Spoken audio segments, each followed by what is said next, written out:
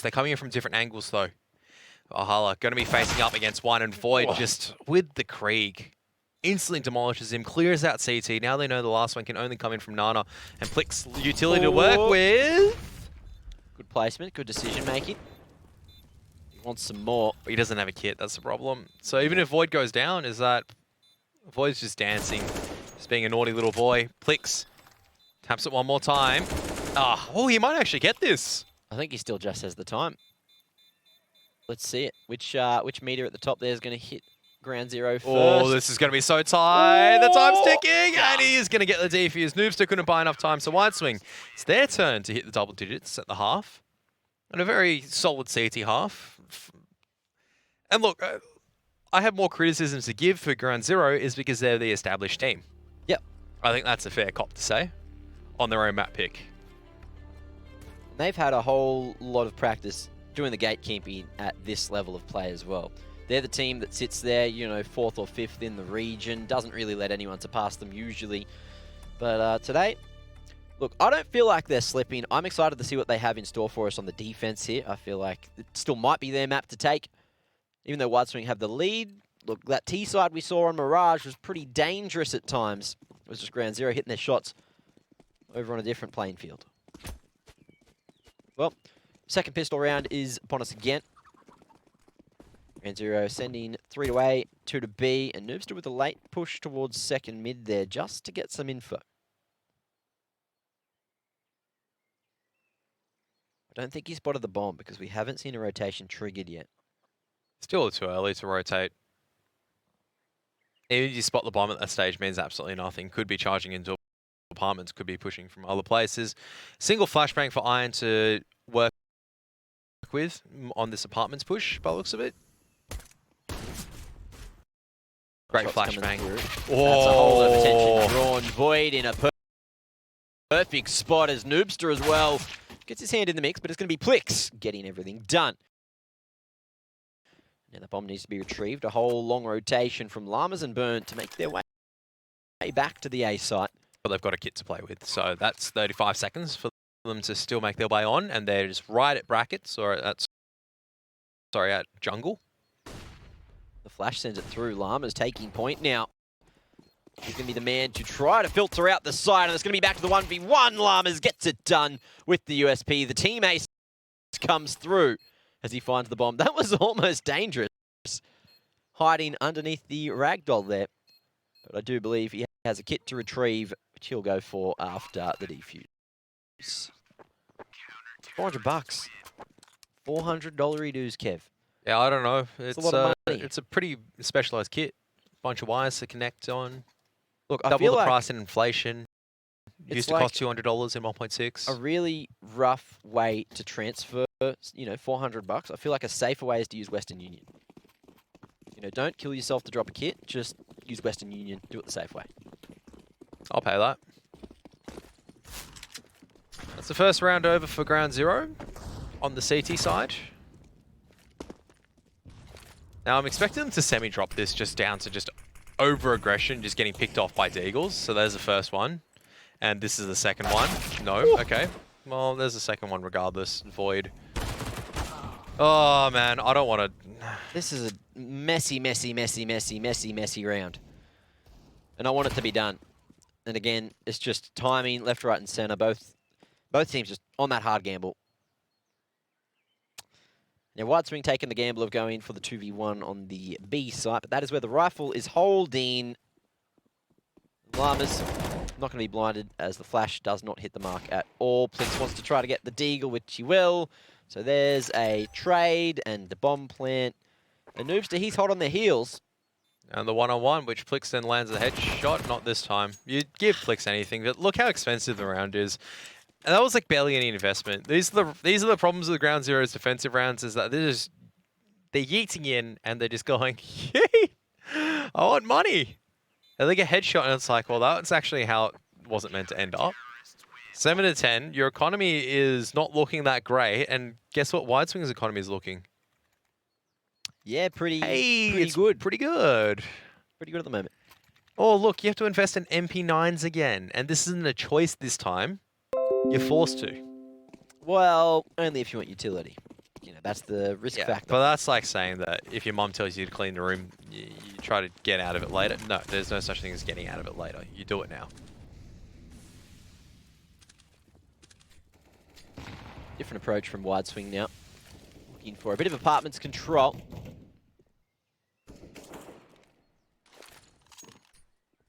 Well, that nade placement looked pretty good. Did chip away at Iron. Now that's going to be apartments control taken for minimal utility. As Ground Zero, they're looking to hold on to as much util as they possibly can here. Llama's not wanting to be caught off guard just with a molly and an MP9 as he does play solo B. That rotation from Burn over to Archers instead. Llamas only has a single molly to work with, so this is very dangerous. He needs to actually rotate. Someone needs to rotate back soon. He's doing so well holding on for as long as he can. But all it takes is an amazing shot or an execute coming out from wide swing. Or if they only tested it just a little bit. That's a nice pick to find for Noobster. Okay, Llamas still hasn't dropped it. Oh my goodness, the nerves on this man. He could have 4 people bearing down on him at the moment, and he's still holding it. Well, he's able to throw it from that position over towards the default plant position as well. And I think he will. Oh no, he's just going to drop it. Decent timing, but Iron slips through the cracks. He's not the bomb holder, though. Does Llamas expect this? No. He should have expected at least one person breaking through. So Iron's continuing the charge, which is really risky. So 2 more picks. The plant has to go down at the moment. And Burn, continuing forward, is going to put pressure on. The last person left standing is going to be Flix. He's trying to run forward to engage. So it wasn't really the incendiary grenade that decided it. It was just the picks that Ground Zero got at mid earlier on. The information that Burn got on the wide swing, wide peak. Yeah, over towards bracket there. And even with that, that's just a whole lot of money now. So we were worried about Ground Zero's economy before, but now with 4 alive at the end of that one, the free upgrades. I'm still a bit worried because they're still not in the best position. But you look at wide swing is because they've lost 3 in a row and they've got a bomb plant every single time, they can still buy into it. Not the best buy, mind you. They're in a lot worse of a situation they were in the previous round. But it's not completely over and done for them just yet.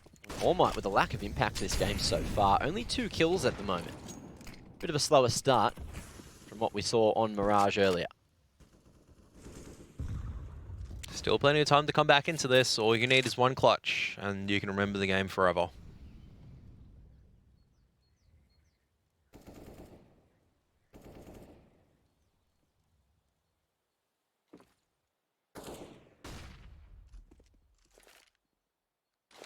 So once again, Llamas has been left on Niner holding duty. He's just got a single HE grenade this time, which he's is... He's got nothing to slow him down. He's got nothing. That needs to trigger a rotation. They're playing so risky over here at jungle. If this works out, oh boy. Noobs has got the flash prime ready to go. There's the flashbang. Oh, the flashbang timing on it is absolutely... It's just right. Hits me in the right spot. Second flashbang follows through. Wide swing, top bracket control, nullified once again. However, Nana's knocking. They're going, what happens if they get the pick here? Well, Noobster. Never mind, I'll just dry swing into jungle.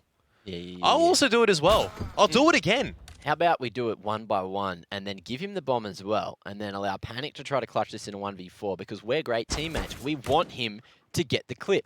You know, that's what it's about. That's the first start of the clip, but I think time is running out, so... Oh, man. It was I'm going to say a crack in the coordination. Bit of a slip there. And... you know what I'll do? I'll dry peek him again. Communication was a little bit off there as well. I'll dry peek him again. Don't tell me what to do, Dad. No, look, I'll try work the timing, and then when I'm done trying to work the timing, you try to work the timing, and then when you're trying to work the timing, look, we'll leave no time remaining for Tyson to try to work the timing. Understandable. Understandable. Well, Llamas now. Going to throw the flash to set up Burn at Banana. The traded utility is all that they will find, and it's going to be that's a faster juicy HE grenade. Juicy molly as well. That's a fast approach to end the round, I guess. Oh, but Valhalla in a perfect spot to at least go for the trade. He might be able to get his mitts onto something from this position, but the bomb is down with a crossfire straight on it. However, Void has a couple of angles that he has to hold. Surely he'll opt for apartments as his teammates are starting to rotate through. There was the little pot plant in the way, which almost gave Iron an opening, but now it's Valhalla in the 1v4. And it's just going to be a rotation of utility to buy as much time as possible. Mind games, love them. I don't think it's going to work. There's just going to be 3 people just watching corridors, so good luck, Valhalla. Best of luck, my friend. Best of luck. As soon as it doesn't matter which angle or noise you're making, try to be smart. There's 3 guns trained your way. There's not much you can do. So scoreline's tied. 5 rounds in a trot now for ground 0. It's just like jumping into the meat grinder and hoping you don't come out as mincemeat. Yeah, that doesn't work. Nah. I don't know about that, like not from experience, but just from... What do you mean? I thought everyone's jumped into a mincemeat grinder and ended up poorer for the experience. Wouldn't recommend it. Oh yes, a single AWP holding. Okay. Not a fan. Not a big fan, no. No. But they have certainly put all of their cards on the table. I think this would actually work. Finally, Burn has to rotate. Luckily, he's got utility to work with. Noobstar. They've still got the triple dig set up. They are so invested towards this A site setup. It's not A. That's all I have to say. It's not A. It's going to be a B hit. Noobster is thinking about, okay, I've got to be careful of my 6s. There's no teammates near me. Execute now coming out. And he's hiding over towards the coffins. Util going to force him off the line, but at least he spots the bomb, so that'll trigger the rotation. And now retaking is on the cards with this man advantage. Which is fine. You've got complete coffin control at this moment. All your CTs are rotating across. All you have to be scared about is Nana in sight. And look how much utility they have. Iron jumps up on idiot box and ground 0 the idiots because they don't look at it. Yeah, I feel like that's a very common angle that you need to check every time, especially when you're coming for the retake. However, man advantage is found as Iron does fall down with the trade. Looking for something on the way back in, though. Llamas, he's going to be fully blinded, and that brings back to the 3v3. Valhalla versus Noobster and Void. Can't find the right position as Noobster's looking damn sharp on the AWP. Finds himself 3 on the retake, and GZ, they have found it. There's the lead. Yeah, there's a reason why I call first box idiot box on the retake is because everyone expects it. That's the first place you look at. Yeah. Like, it's not... it was cool when no one knew it existed. Now everyone knows it existed. It's not cool. Like, just don't jump up there. Unless you've got really good timing, you can post up there with an AWP. Are you telling Iron that he's not cool? No, he's not cool. For jumping up there? No, not cool. Ah. Well, ground 0 in the lead now. See if he can stay trendy at least. Find something from a grim situation. I don't know if Wide Swing can at this moment. Yeah, Wide Swing don't have a whole lot of options here. Ground 0 starting just to show their dominance on the CT side, and that's exactly what we were talking about as the halves did turn. Look at Burn. He's just creeping his way forward. Iron thinks he's in the great position, and well, he is, because Burn just kept going forward, didn't clear his corners. Expect the blocks to be clear. Oh. Nasty one from Llamas. Was that the 2-tap? That was the 2-tap. The 2-tap. Ooh, you love to see it. What is Wide Swing going to do here? 4 and 4, got a bit of utility to work with. 2 smokes, whereas for the rest of the CTs, not that much utility to work with. They're just going to let their guns do the talking. Panic does have an AWP. And they are going to be slowly making this contact play happen at top brackets. 45 seconds left. Going to be wrapping on Diggity soon, I feel like. Void, 1 and done position. There is Pairs assisting him with a SIG as well. Panic though, deleted by Void. Out comes the swing now, all at different angles. Works out pretty well for them. Noobster drops in a Cinder Grenade, is now into Nifty Box. And there's the first shot, dancing around All Might. He's been struggling so far, but all he needs is 1 round. 44 HP, pushing in further in. Noobster can't land the shots. Where's the rotation coming from? Finally he hits them. Floor's been struggling a little bit. 2 rounds now the difference. As ground 0, slowly but steadily putting this match out of contention. Not a single T round yet in the 7 rounds that have been competed in. So even though Noobster mostly dropped the ball in terms of aim there, but his dancing shoes were certainly on. And they bought him a huge amount of time before Llamas coming on that rotation. Nice and late there from the B site. And Ground Zero still managing to get every single round on the board this half. Oh, looks like it's going to be a rush towards the B site. This time there's 2 CTs here, but Noobster not in the greatest of position, so the trade will come through as the wrap is here. Molly just buying so much extra time as well. Iron trying to deny the bus, flank down mid. As Llamas is only good for the one and done. Oh, But this it's is... even trades again. This is not good at the moment for Ground Zero. No one's picked up the AWP yet, which I'm a bit surprised about. Flix might go for it. No, he's too worried about the site. Gets his hands on that AK from Llamas. And oh, another smoke comes to buy some extra time. Ground Zero may just be having to walk into the meat grinder here. Oh, great flashbang coming out. Plix had the jump on top, but Valhalla pushes forward. And Pairs just doesn't know where to be shooting at. I think he has to concede this one. And that is just the AWP caught in the middle of absolutely no man's land. Just a bit too big for his boots that time. Went for the wallbang instead of holding the line. I think it would have been fine going for the wallbang, but the fact is you're holding like the left angle, then you try to transition back into sight. That's the problem. Either you hold really close to sight, or you hold close to CT. You can't hold close to CT and then try to jump on the site when there's 4 pistols rushing you. That's not how it works. He wasn't close enough to CT. He was in between going for that wallbang shot and not quite back at CT. So he was in just nowhere where he should have been. He could be nowhere safe. Yeah. So that's why he had to try to take that second shot and was dead by the time he got his gun back out. So fair enough. very awkward for Noobster here in this round. But he's done a good job considering he missed, what, 5 rounds at the start of the game? He's on 20 kills already. I just read why he missed the start, is that he sat in bed to read something. What? And then fell asleep. He was reading, and then he fell asleep. He fell asleep. Yeah. Oh, no. And they're not even versing Isleep. Nah. Irony. Maybe it'll work out next time. Who knows? Maybe. Well, we'll see if we get there. We'll see if they even go up against each other at all in the series. Oh, is there a flashbang coming forward? I would like to see a flashbang. Oh, they're all so blinded. Oh, and they're all so low. Panic and Flick so lucky to be alive in that situation. Oh Iron is just going to destroy all the defenders on the A site. And now it's still achievable for Ground Zero. Oh, that nade hits the wrong person. They still have mollies to work with. Wide swing, they've gone for the full turtle here. All 3 stuck on site. And Burn coming from this position with no one in pit to stop him. That is a dangerous proposition. So molly out onto Iron. Has to smoke himself off. Drops an HU grenade. They're all lined up at the same angle.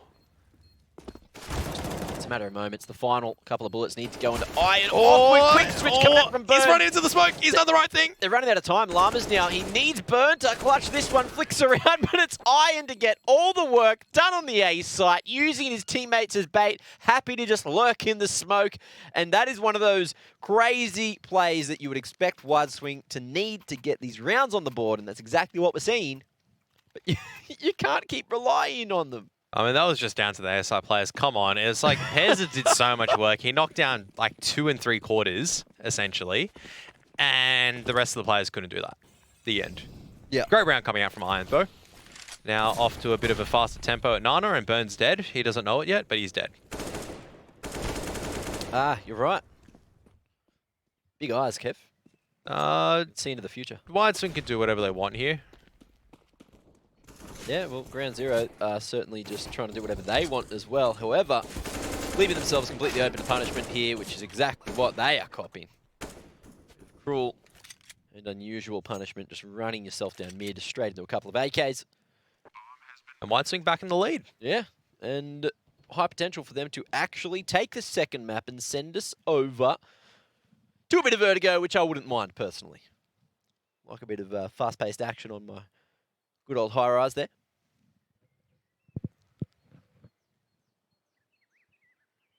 Well, matter of time before Wide Swing secures themselves a 13th hit.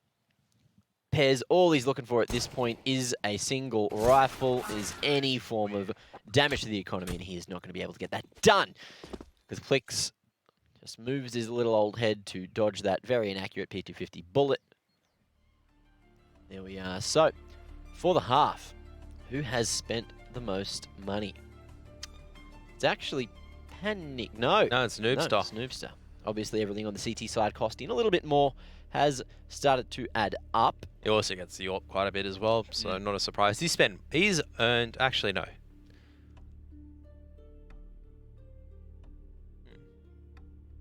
No, it's the other, no. I've read the numbers incorrectly. It is actually Panic that's spent the most, is it? It's Iron that spent the most. 33,600 spent. Yeah, on the other team. No, that Panic just jumped ahead because he just bought some more. He heard you say something. Yeah. Needed more to get more tats. So there's $50 between Panic and Noobster's spendings. And Noobster's about to buy some armor as well. So, oh, he's just dropping some stuff across. Oh, he's hit the same amount as Panic. Big spenders right here. So I wasn't wrong, technically. There you go. I was just looking ahead in the future.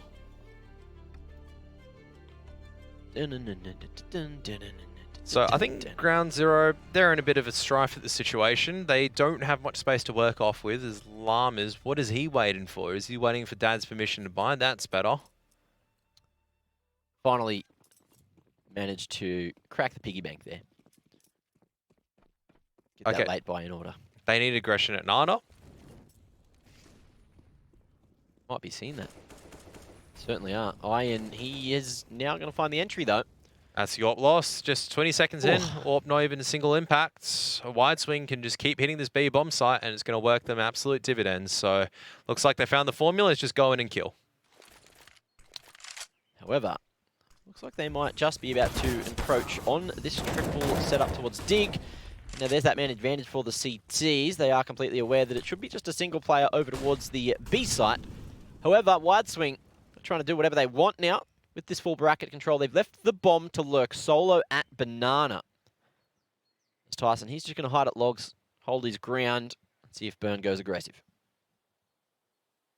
There's the util now for the Rap to come through all the way at CT, but they're going to go dry again. This is a smart move. This is going to seal essentially off the fate of the B bomb site. The rest of the CTs need to actually make a rotation themselves to help out Burn. They need to push mid fast.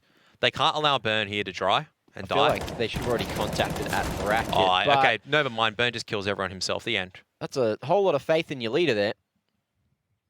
And Burn, I tell you, he's a whole lot more than a leader. Panic's just planted. He's not cleared. Oh, Burn! How does he manage to make that situation work? That was the correct call from Wide Swing. They lose 2 at the earlier engagement. They isolate the CT players, and then Burn just goes, "Hello, you're not allowed in here," and just punches them. That's it. He just deadlifted them out of the round. Massive solo plays, and that's Ground Zero getting a little bit of sweet revenge. And now that's going to put a big chunk in the economy of Wide Swing, so they're going to be looking for a bomb plant to keep buying forward here at the minimum. But again, an entry. Iron just knows Noobster to no extent. And Burn just does the same thing, which is just to kill 2 of them. The end. It's well, utility. That is the importance of it. And Burn's just gone, all right, and not only have you slept in, but died 2 rounds in a row. Here, I'll show you how to AWP. He picks up the AWP. Now it's his turn to have a go. And the rest of the T's going to be executing out of apartments. Pairs, I'm hoping gets clotheslined by Valhalla, because this would be amazing to watch. Depends on what he decides to do. It's Void with the cross, and Pairs, look, minimal impact. It's Llamas and Void. Yeah, they picked up their game. They're back in the lead. All right. T's, their money. Not that great. All Might, Floor is struggling, man. 4 and 15. That's after he dropped out. I have no doubt he's been struggling this entire game. And I feel like it's being felt by Wide Swing. It's been I'm stepping up and doing a couple of things in the last couple of rounds. Noobs has had enough. He's like, all right, I'm taking the AWP elsewhere. I've been banged out of the server too many times. Too much banging for one day. He needs some more sleep. Well, Val's copped the leg, so he has a fortunate situation. Iron, this time, not allowed to get an entry over towards the B site. Burn's had enough. He's just gone B site. No. Well, I think the thing was, right, Ground Zero were finding much more success when Noobster was just playing over towards A. But then they sent him to B, started getting entried on. And they're like, hey, this isn't working. Let's send you back to A now. And watch GZ close it out from here. So it's good to see the change of positioning every now and then. But Llama's solo up on the ledge just with a molly. His position's going to be known if a smoke goes towards CT. They picked off All Might on the exit, so he was at Boiler. Ooh, and in this position, Burn might have actually heard the push up banana. However, they stayed silent, it seems. That's fine. They're going to check boost probably immediately afterwards. Oh, Llamas. That's so smart coming out from Llamas. Oh, then he fires and he gets out alive. Not dropping the Molotov just to deny the bomb plant just yet. Looks like he's going to go to Con to do that instead. And Wide Swing, they've missed their opportunity to get it done. But Llamas, he's just going to hold it, setting up for the retake, Molly. Looks like that's going to be thrown over towards Dark as well. Con, but Plix holds strong. The flash just popping straight below him. Valhalla going to be forced out into the open by that Molly as Llamas gets the pre-fire through, and there it is, the retake to find 15. Ground zero, so structured. They knew exactly what they had to do. Look, Wide Swing, at least they got that bomb plant, so there is another chance to get a final buy and try to hit back right in the nick of time. But it looks like GZ, they've started to get that structure back, especially for these retakes. And they're one round away from taking the series. Yeah, it's taken a little bit of time for them to get their groove back in the way of things, but the CT side has looked much better overall compared to their T side. I mean, the T side is back to the revision board, and I don't know how much you can really take. Once again, Wide Swing, not really a team that you can correctly set up for a lot of the time. As that's a lot of utility being dumped down over to Nano. Noobster gets the first pick on Panic and just strolls out. So already, numbers advantage in the favor of Ground Zero. It's a good advantage to have if you want to close it here and now. And still GZ. This time they're going to go for the 3-2 setup. Andy barely surviving as he just pushed his body up against the wall. Wide Swing going to go for the late retake at Banana. Maybe? No, it looks like they might just end up hitting the A site. Try to change it up. There's a whole lot of CTs here. There's still Burn. That's the issue, and there's still so much utility for the CTs to work with. So progression into jungle. Burn, though, is going to be sitting quite firm at this angle. And here comes the flashes straight through. Burn wants more than one. He'll find the triple. No.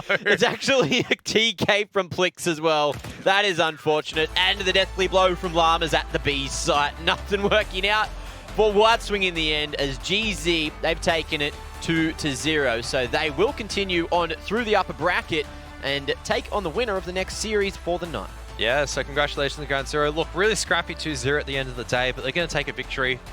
Like I said, it's very difficult to look at what you can learn from series like that sometimes. A team that doesn't really practice that often, they'll throw a couple of different spanners in the works.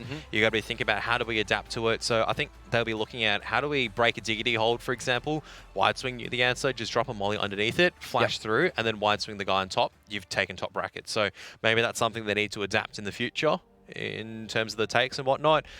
Like I said, things they can learn from the series. They take the win. At the end of the day, my criticism doesn't matter for anything at that point because they win. So, well, that's it. You know, Wide Swing, they do at least now have the lower bracket to try to play through, but that will be very difficult because, look, whoever they play next, it's going to be Isleep or it's going to be Chiefs. And actually, no, because it swaps the bracket when you go to the lower bracket. That's right. I forgot about that one. Yeah, so it's so actually going to be... Oh, maybe it doesn't. No, it hasn't, No, it because doesn't. Paradox versus Skyfire. Yeah, so right. it hasn't switched just yet at this moment. So they will be taking on the loser of the next series.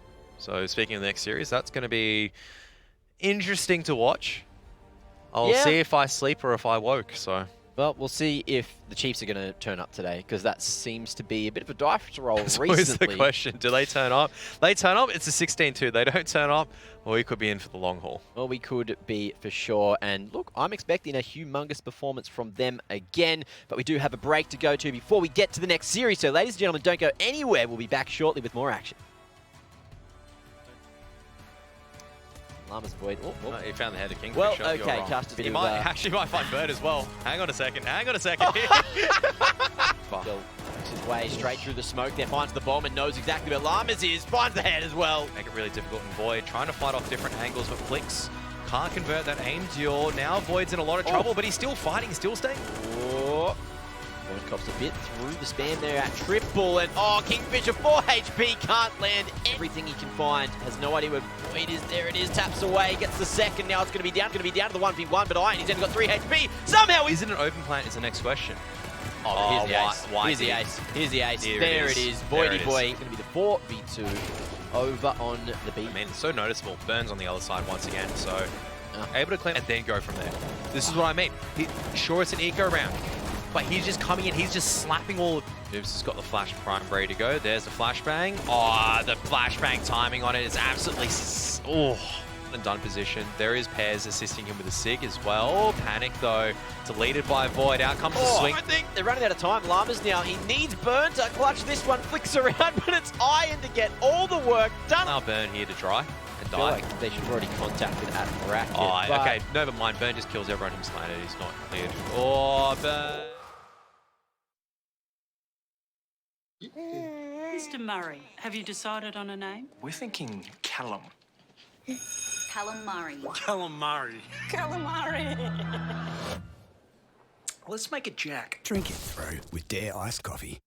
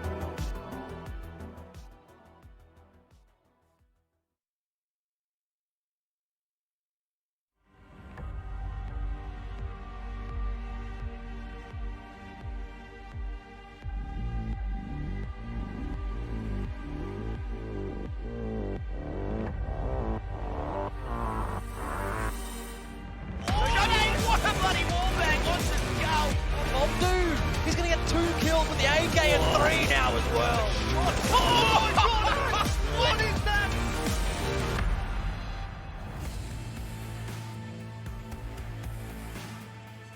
Chiefs taking on Isleep, the second series of the day upon us. It is going to be Chiefs coming in it as the second seed, and Isleep coming up through that open qualifier will have a very heavy task upon them. But can they topple down the champions? You know, Chiefs, they've been playing really good recently. You know, their form has been immaculate, but then they've shown some cracks there as well. So is it a crack day? Is it a good day? No one will know. Maybe Kev, how you doing? A crack day? That doesn't sound really good. That's not a descriptor that you want to use for a day team. with some cracks in it.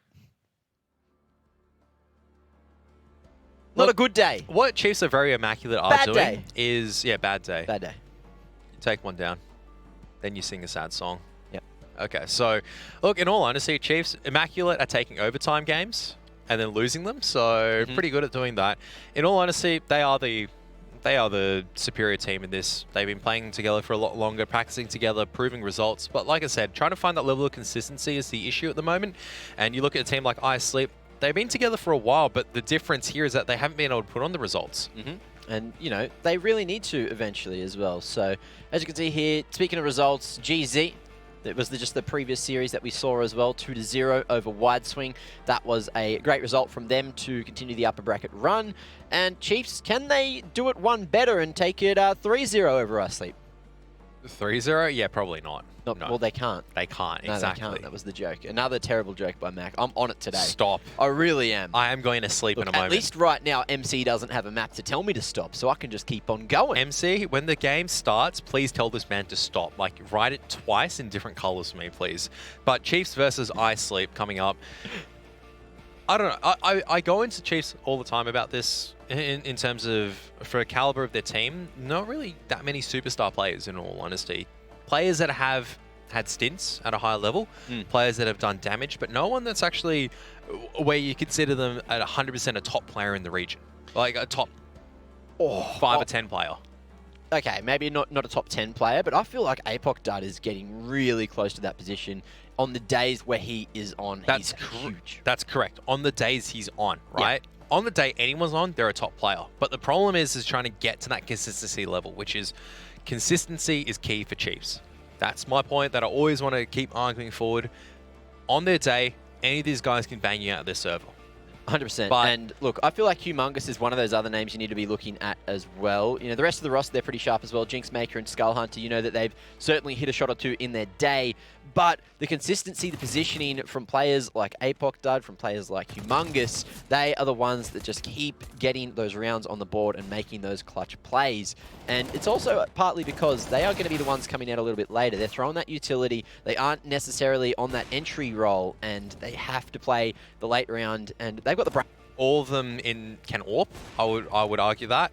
All of them can rifle quite well. All of them have the ability to clutch games out and have those explosive moments, have the ability to entry. There's just such all-rounded players that sometimes that if you have so many all-rounded players, you don't have someone that's hyper-specialized who's really good at doing something. And I think that's maybe where the issue lies in some of the times for them. Sometimes. I feel like as well, you know, if Jinx wasn't inconsistent, he'd be one of those players that you'd look at in the region and say he is one of the best, especially with the Deagle.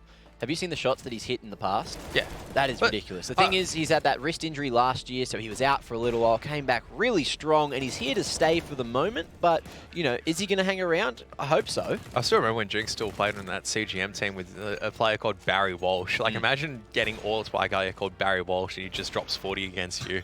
That's when Jim released the old PGTV rankings. I can't remember exactly what team it was, but I think I saw them play once or twice in terms of, and Jinx was actually part of that roster back then. So insane to think about where he is now in comparison to that. It's a lot of like top Div 2 players on that team they used to play with. So not everyone makes it.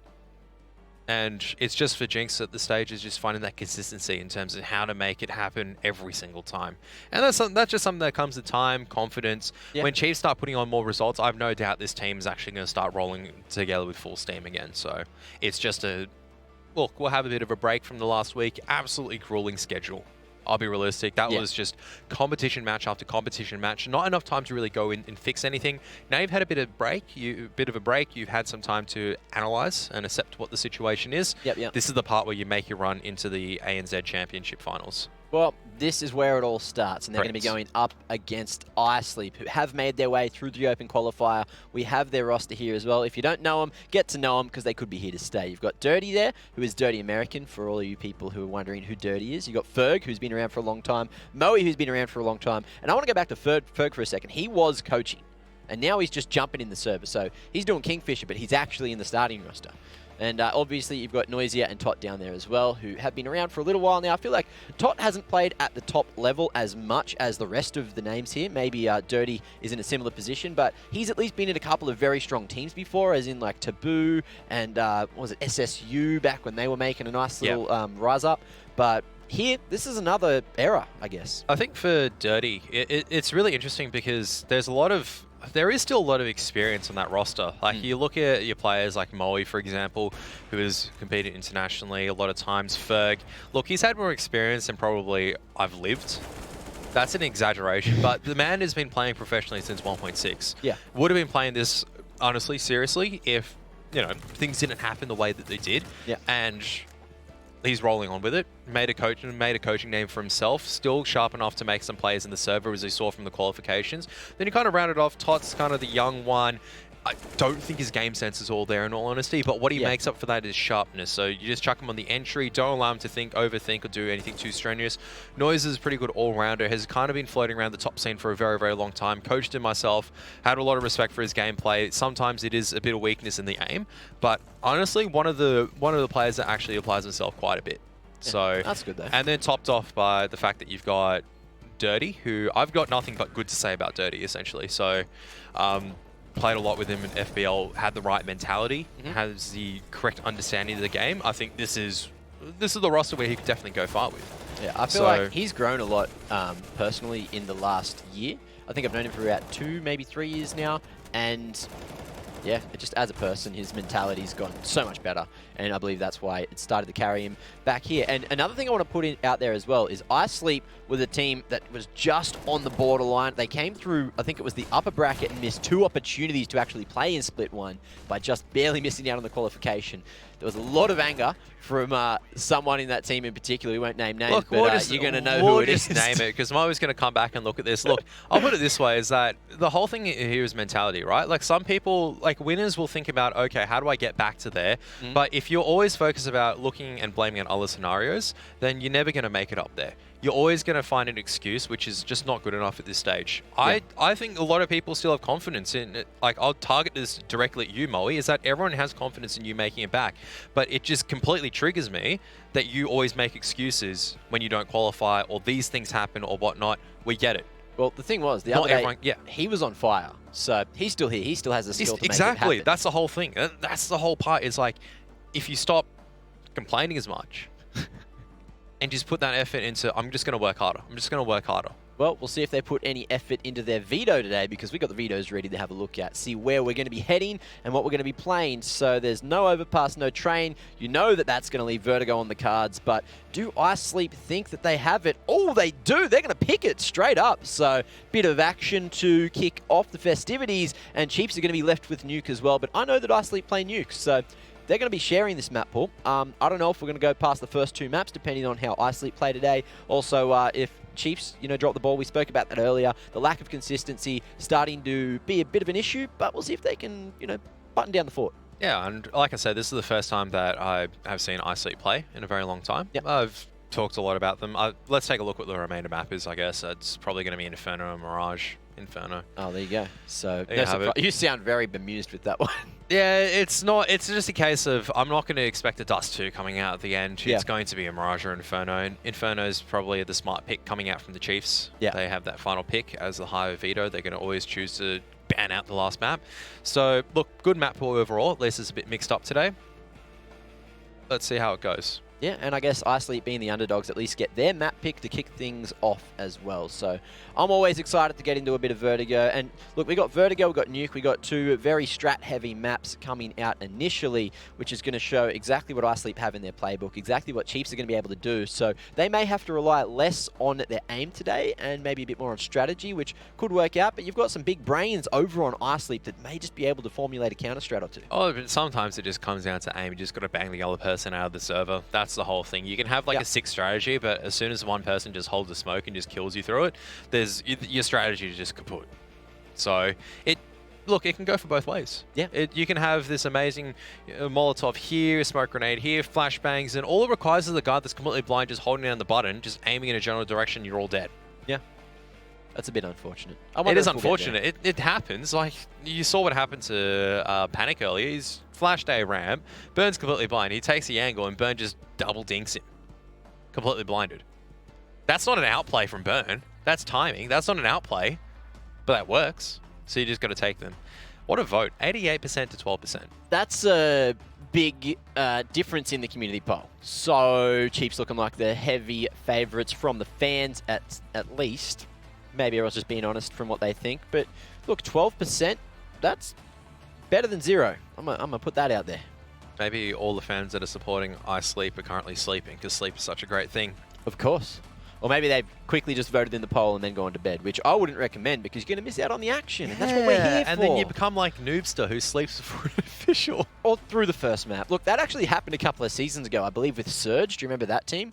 The Makers team, Tensai and stuff like that. Yeah, and Jay's Wow or someone, I can't remember what his name was. JJ? I can't remember either. Something J. Anyway, whoever it was, he slept through the series and they had to get a sub for the whole series, which I think was actually Panic, so maybe he's just a bad luck charm. Well, new map, new me. And new Why couple of doesn't teams Tot in have the the server. Turkish flag? I thought he was Turk. He might have just forgot. Alright. That's all right. Oh, I just remember because Tot definitely had a different flag, and I think it was the Turkish flag, but never mind. Alright, Sleep just gathering. Thinking about where they want to progress. Slow approach from Chiefs. Happy to play for the 3-man stack over towards the B site. Look to play retake at A. Hey, it's Dirty American, Coulter. Get it done. Back to A. So a bit of presence shown to B, then back to A. And CT-wise, it's holding across for now. Apoc Dart does have that smoke and kit. Slow contact's going to be made. Smoke's going to come out from Noisier, as well as the Molotov towards that CT box position. Apoc Dart trying to stand on top, but he's going to fall off. Just going to stay alive for the retake for now, as Tot's going to go for the bomb plant. A really aggressive bomb plant.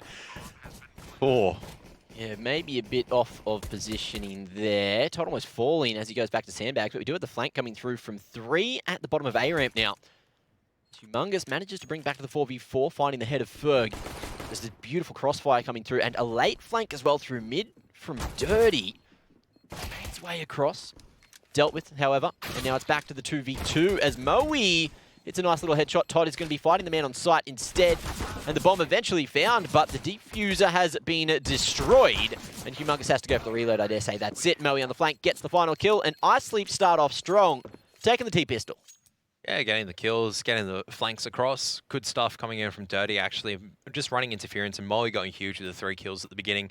So Isleep will now buy in. Chiefs forcing up. Except for Apoc Dud, who is just going to buy its Eagle for now, so I think he's going to go for the AWP quite early on. Certainly, maybe. Humongous still with the same amount of money in the bank as well here. Nice couple of flashes coming through, looking to take some control of Diggity there. Apoc Dud just lurks in the smoke. He's going to try to play the timing game. Tot has the read as well. I thought we agreed to call it shoebox. No one ever agreed to shoebox. So Apoc Dud just gets a kill and just falls out of shoebox, and he's all the way. The shoe's on the other foot now. This is a joke that took a week to set up. I thought you'd at least appreciate it a bit more. It doesn't look like a shoebox.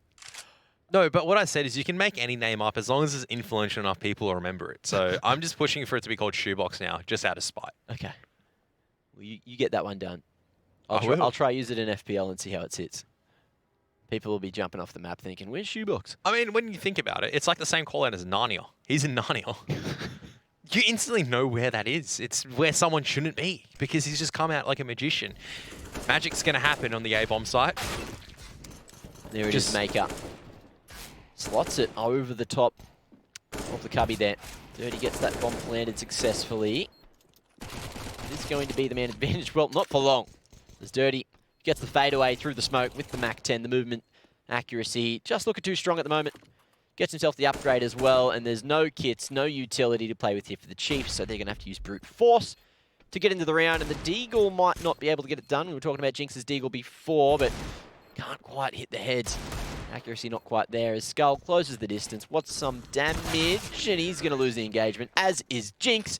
And Isleep keep 3 alive, as well as maintain control of the AKs to find a second round already on Vertigo. Not bad. Not bad. Not bad. Good size. Good size. But yeah, after we did cast Vertigo the other day, I went and had a bit of a crash session with the Airborne boys, who took me through their call-outs, just to make sure we're on the same page. No. I don't think I want to know. I said to Geordie, I said to PZ, I said, hey, how big's your shoe size? And he's like, why? And I'm like, because we're calling this shoebox, and this is a real big shoebox. And he said, no, I will not have it. He didn't say any of that. I'm just trying to make a story. I know. Yeah.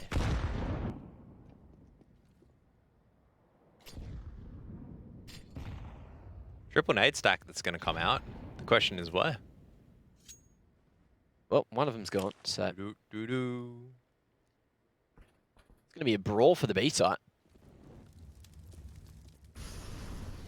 Whole lot of aggression about to happen. Are they going to commit, or the nades come in and do absolutely nothing at all?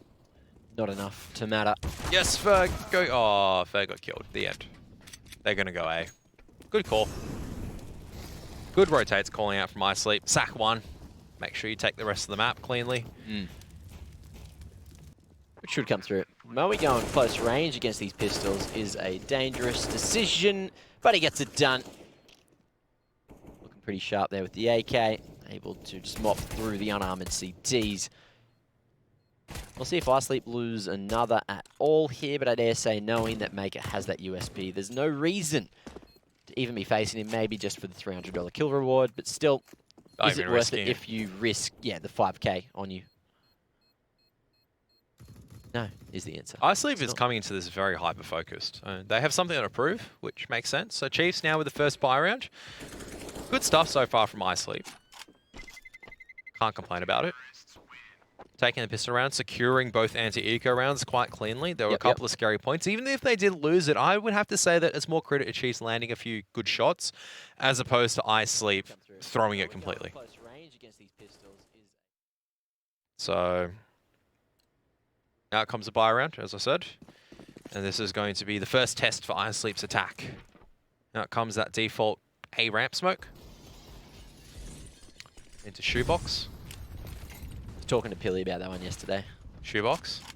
Oh, there's smoke. The smoke. I went and learnt it because I saw it and I was like, man, it's a good bit of util to know. Very strong. It's going to become my default Mirage as what? See ya, mate. There's a nice little line held by Tot. That's a lot of damage though over onto the T side. And for free as well. Oh, well, I guess they took some damage from the utility. But Isleep maintaining this man advantage. But for how long? Maker's in such a strong position. Yeah, he's got to back out.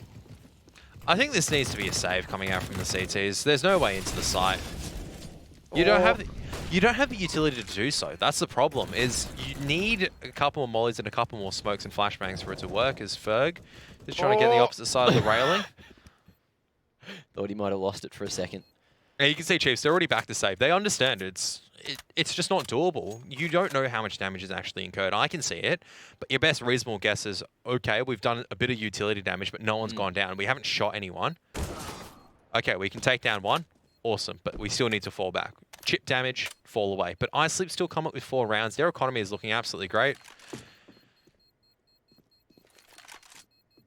No complaints, no regrets. No, and only 2 deaths here in the 4th round of the map.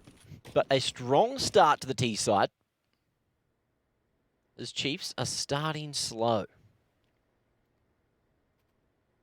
I have to see how the rounds work out. I don't know if that AWP was retrieved or not. I don't think it was. So they might have had to buy another one and drop it over. I think that was from... maybe it was retrieved. So either way, Isleep's in the driver's seat. And they're pretty confident. They're just going straight in. Humongous thinking about challenging it this time around. Double HE grenades flying down. Nope, they're going to stay behind the smoke. So a much more passive take from Isleep coming into the A ramp in the 5th round.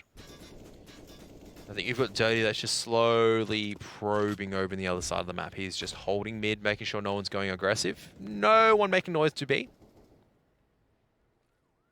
But I would say that would slowly start changing soon for Isleep, because without making presence on B, Chiefs are going to start floating more members over to A. Dirty now taking this mid control very slowly, just making a bit of noise, just reminding the CTs of his presence. He sits there for so long as well. Like, he will just sit behind generator for more than half the round and then go for that extremely late lurk, which is a good strategy sometimes because, you know, it will allow or force the CTs to leave someone watching mid for just so long if you condition them to do so. Baker's taken a lot of damage coming out from that HE as well as Incendiary Grenade combo, so he's managed to back out of sandbags though, quite safely. But out comes Isleep's executed onto the A-bomb site. 30 seconds left, no time to back out. They just have to go on this. And the CTs, just a little bit of utility to probe them off or fend them off for now as Maker's going to be pushed away with another one. Humongous charging forward.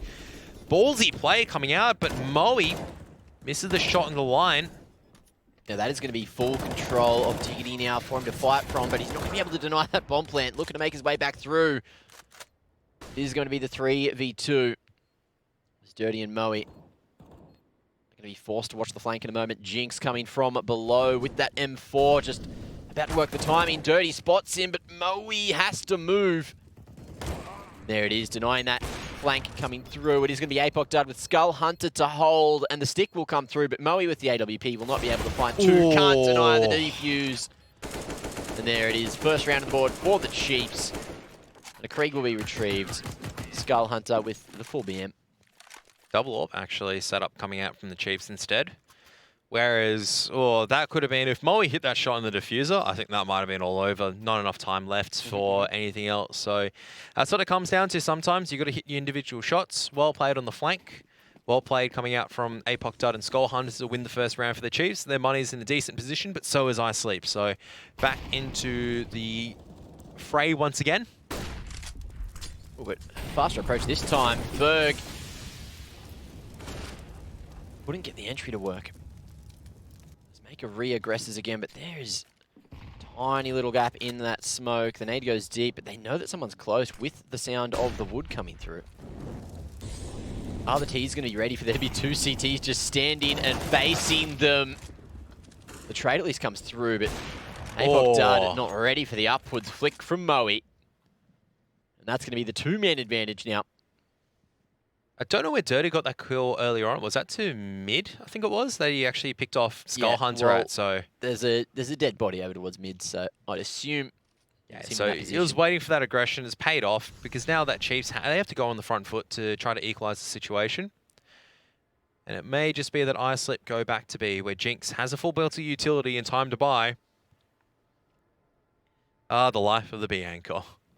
All the action happens at A, and you hold your utility, you wait, and this time there's no such thing as backing out. You just got to be fighting and standing your ground. The problem is, as well, is because he's here at New Box, a single molly thrown in this position, he's going to have to invest that smoke. They're going to know he's here. They're going to know he's solo. But he is allowed to fight, buying some extra time, doesn't hear that swing coming around, and he will face into Dirty. So the bomb goes down for free, but there's a whole lot of damage done to 3 remaining Ts. This Humongous does have an AWP to try to go for the retake, but I dare say he won't. That's the save right there. Save allows them at least, with the loss bonus, a rifle in the hands of the majority, like 2 players, and AWP back in the hands of APOC Dud. Even though APOC Dud hasn't really made the impact felt just yet, I feel like Chiefs still warming up into the series. Isleep coming with an intensity. They want this one. And you can see it. executes clean so far, changing up the tempo, making the correct reads, trading together in a unit. Look, it's not hyper tight, but it's tight enough that it's working. 5-1 so far. Building up this cash flow. Can't complain. Great T-sides coming out from them so far. Extremely methodical in their approach in every round. Just taking it very slow, very steady, and still winning the race as well.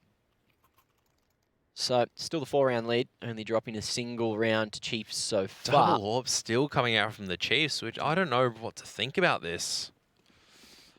Single orb's not even working. I don't even think the double orb's even seen any action just yet, so... We'll see if Moe can keep on dealing with the AWPers and winning the engagements himself, but shots like that need to be connected. Although a very tough one. We know that Apoc Dud is the kind of player to connect them. It's the slowest start so far. And I like the change in pace from Isleep. Normally they go for this A-ramp take. They didn't smoke it off this time, so now the threat is that, oh, maybe someone's actually snuck their way into Diggity/Strewbox.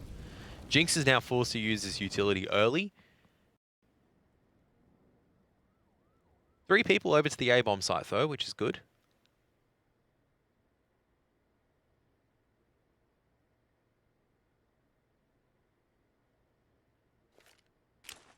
Just going to be the Exy, it seems.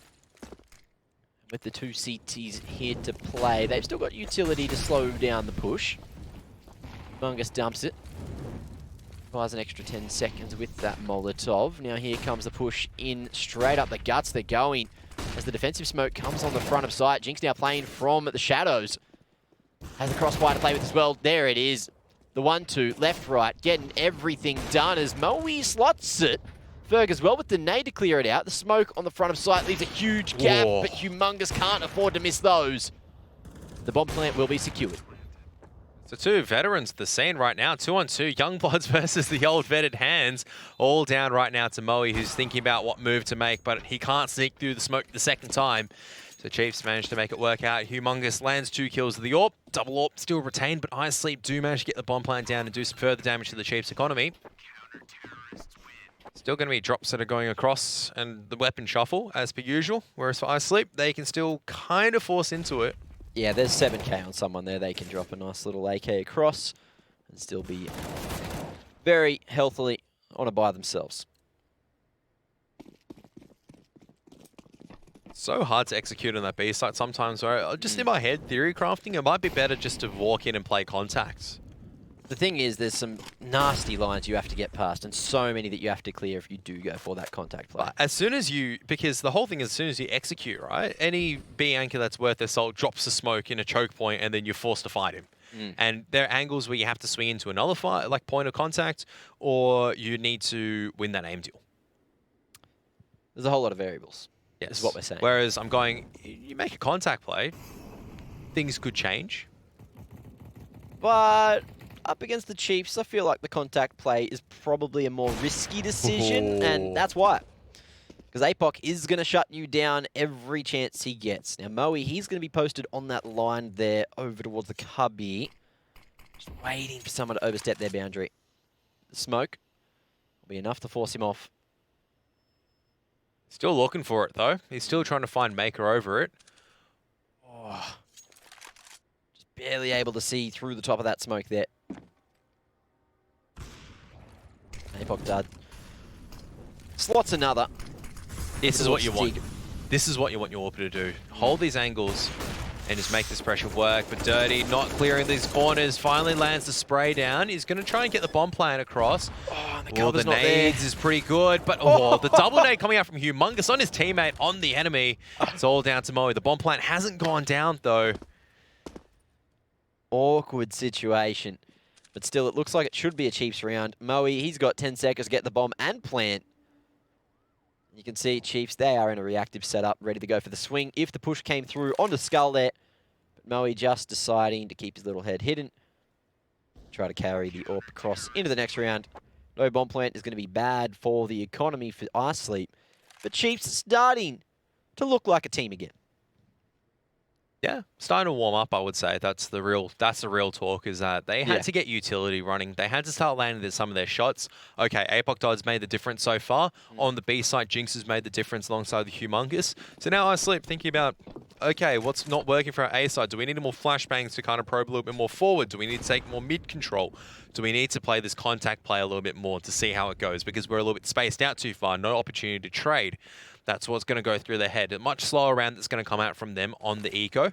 Well, we are going to see the AWP actually sending it over towards the mid area. And now the reaction is to push straight in. And Skullhunter's disregarded that as the mid push comes through. It's going to be effective as well. Moe finds it and fully utilizes the power of the AWP here in the 9th round. That was a great reaction to Chiefs' aggression over towards the B ramp there. And Skullhunter had no idea what was coming because Isleep hasn't been aggressive at mid any other round. Yeah, normally they've just been holding, and Ferg has just died from what? Oh no. Where is it? Did he fall off? Oh, he has. He's fallen at the... He's fallen off the ladder. He dropped down ladder. Oh no. The AWP's also lost for Isleep as well, so they're just going to continue on the pistol train at the moment, making a lot of noise. Player in Shoebox is going to hear this for sure. And he's got a molly, a smoke, and a flash to buy some extra time.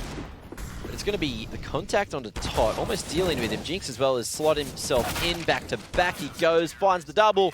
But the two-man setup is going to be too strong. Trade comes through, and Chiefs, they've taken a whole lot of damage given it was, you know, just pistols and that single AWP.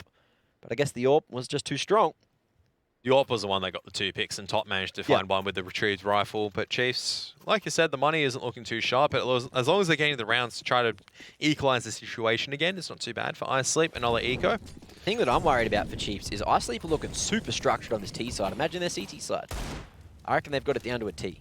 Sometimes it's actually quite difficult on that CT side. Actually, having the crossfire protocols is more difficult because that's experience talking. You're trusting your teammate to watch that in the fray of action. You're trusting all these things to occur at the same time. Jinx just cops a nasty shot to the head. I don't know exactly from where, but he's down to 18. And Moe's gone and lost his engagement as well. Maker doing the honors there over towards the ramp. Spots him at the bottom of scaffold as he tried to play around the smoke, but the Chiefs happy to play that game. Takes 2 to tango. And this is what I mean. This is a situation where Jinx, a single shot, he's dead. He's in a dangerous position, but he still manages to make it work for a moment. Buys an extra amount of time for Stat to go wide. And Humongous gets it done with 3 kills. And that's the difference in trust, is that because Jinx needs to trust Humongous that he's making contact. Yep. And as soon as Jinx makes contact, that switches immediately. So that's not something you get immediately from just talking about and setting up. That comes with time from playing, learning each other's habits and going from it. So critical. It doesn't seem that dangerous. You're only versing pistols. But Jinx is on 18 HP. He's 1 shot away. You mistime that. The T's only 1 dice. The rest of swings coordination, chemistry, and experience. That's correct. I like that nade, though. If you do have a little T just stand passive in the corner, that one would be massive. I reckon Scully would be saying something about that. Ex-teammates and all from Taboo days. Yep. Actually, who was there? It was Jinx. Jinx, Skull, Apoc, Dud, Dirty, and Mini. Was it Mini or was it still Nighthawk that was still playing back then? Mini replaced Nighthawk. Yeah. So I don't know if bit of Dirty both. came before or afterwards. So yeah. Regardless, 4 and 4 before we decide to slide down to memory lane. Well, he does for the full contact here. Well, you take down Apoc Dud, you might as well go for the full contact. He's feeling it at the moment. 13 kills. He's really just leading the charge at this stage. So no shame in terms of making sure that he's just driving it forward. Oh, that was so close. And Maker just goes, whoo, didn't even break a sweat. Oh, and Hughes in such a dangerous position on the front of the forklift. But there he gets it done. Not the forklift, the crane rather. And Toddy Boy will get the trade. So man advantage now for the Chiefs, but Todd's going to be planning in the passive position. The off angle works out. As Noisier turns it for a 1-for-1, and now Tot has a whole lot of work to do, but he's going to be hiding in the corner with the bomb right in front of him, hoping that the teams don't spot him. But as he wasn't hidden up into the corner, the CTs were aware that he couldn't have fallen back in time. They're happy just to upgrade their rifles, get this couple of Kriegs into play, and take that lead 6-5. What's going, where's the AWP setup lost? Because you might, I don't know if they want a double AWP setup or if they want the single AWP setup. Looks like they're just going for the single AWP setup for now.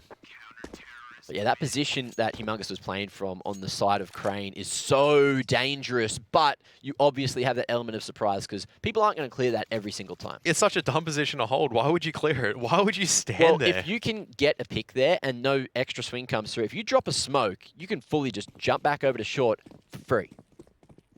I know, it's just because the yeah. position is just so risky. Risk equals reward sometimes. So does a two-man push at mid. Just straight through the smoke, trying to work the timing, and Dirty goes down. Probably not going to be liking that situation.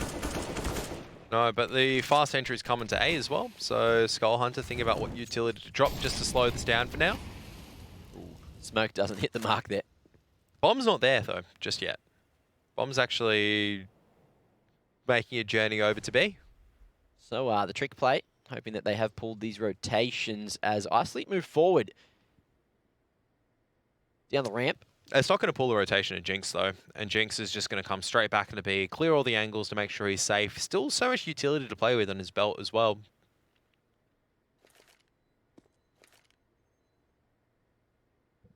Now it comes down to how long Isleep actually decide to take on this rotation. They're going in quite slowly, still have some util to flash themselves in. Oh, the boost might actually work the timing now, as Jinx isn't at the ready just yet, but oh, they don't hard clear it.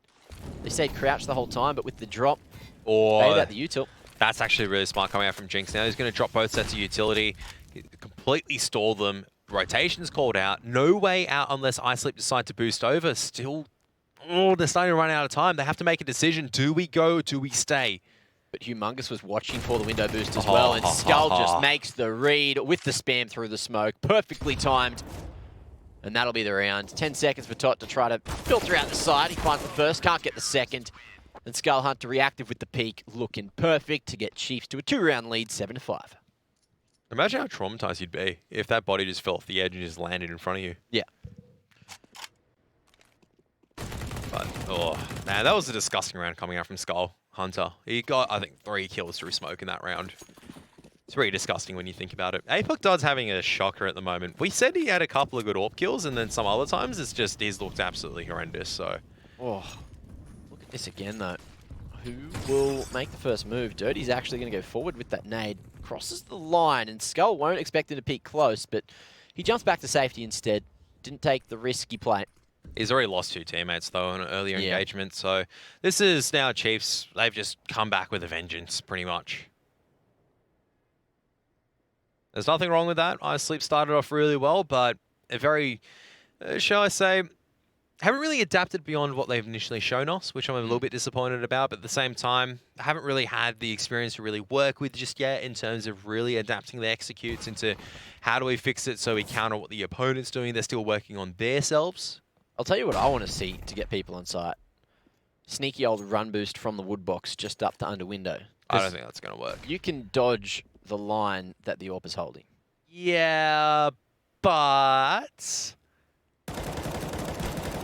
Makes a whole lot of noise, and if there's if no one you in miss, window, could be food for thought, you know. I don't think they're going to go for it. I think boys should go for it. That's what I'm saying. I don't think so. I think it's risky. I think it's I like anything to do with KZ. So I want to see it, Kev. I'm not denying it's fun to use, but in a serious competitive setting like ESL ANZ champs, no. Too much risk, not enough reward. As now Chiefs once again are going to go on the front foot to try to take this A ramp control. Dirty is still over here looking to see what he can do.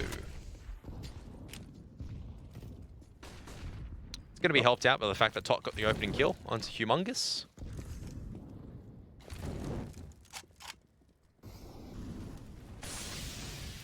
Isleep just slowly but surely trying to work some extra control towards the B stairs this time.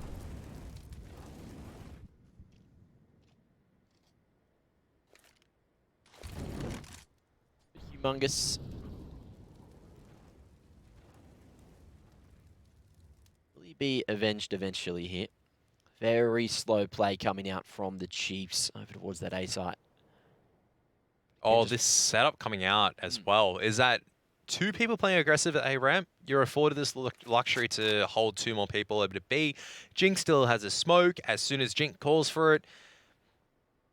The risk with this Skull Hunt is is going to come across. mid's mostly open. You do have Jinx having a line over towards lobby, but now he's off that.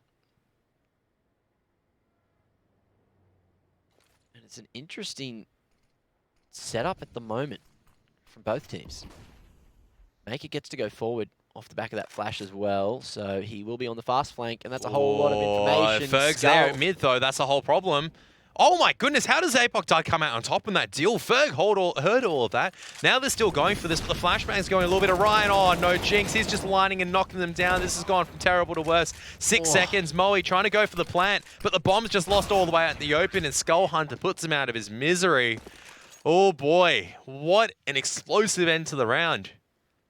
And I thought Ferg would have been in any situation to kill APOC Dud, but APOC Dud still comes out on top on that side. Final round of the half. Well, that's a whole lot of money being spent and earned by both teams. Who spent the most this time? It's Jinx that has spent the most over Dirty, who's the second big spender. As it looks like it's going to be a fast A-side push coming out. Oh, and it doesn't work out as expected, but we do see Chiefs coming out on top for the moment. However, that is going to be turned on its head again. And in the 2v2, it's going to be a retake play from Chiefs, as Isleep already have control of the A site, but the bomb is still in transition.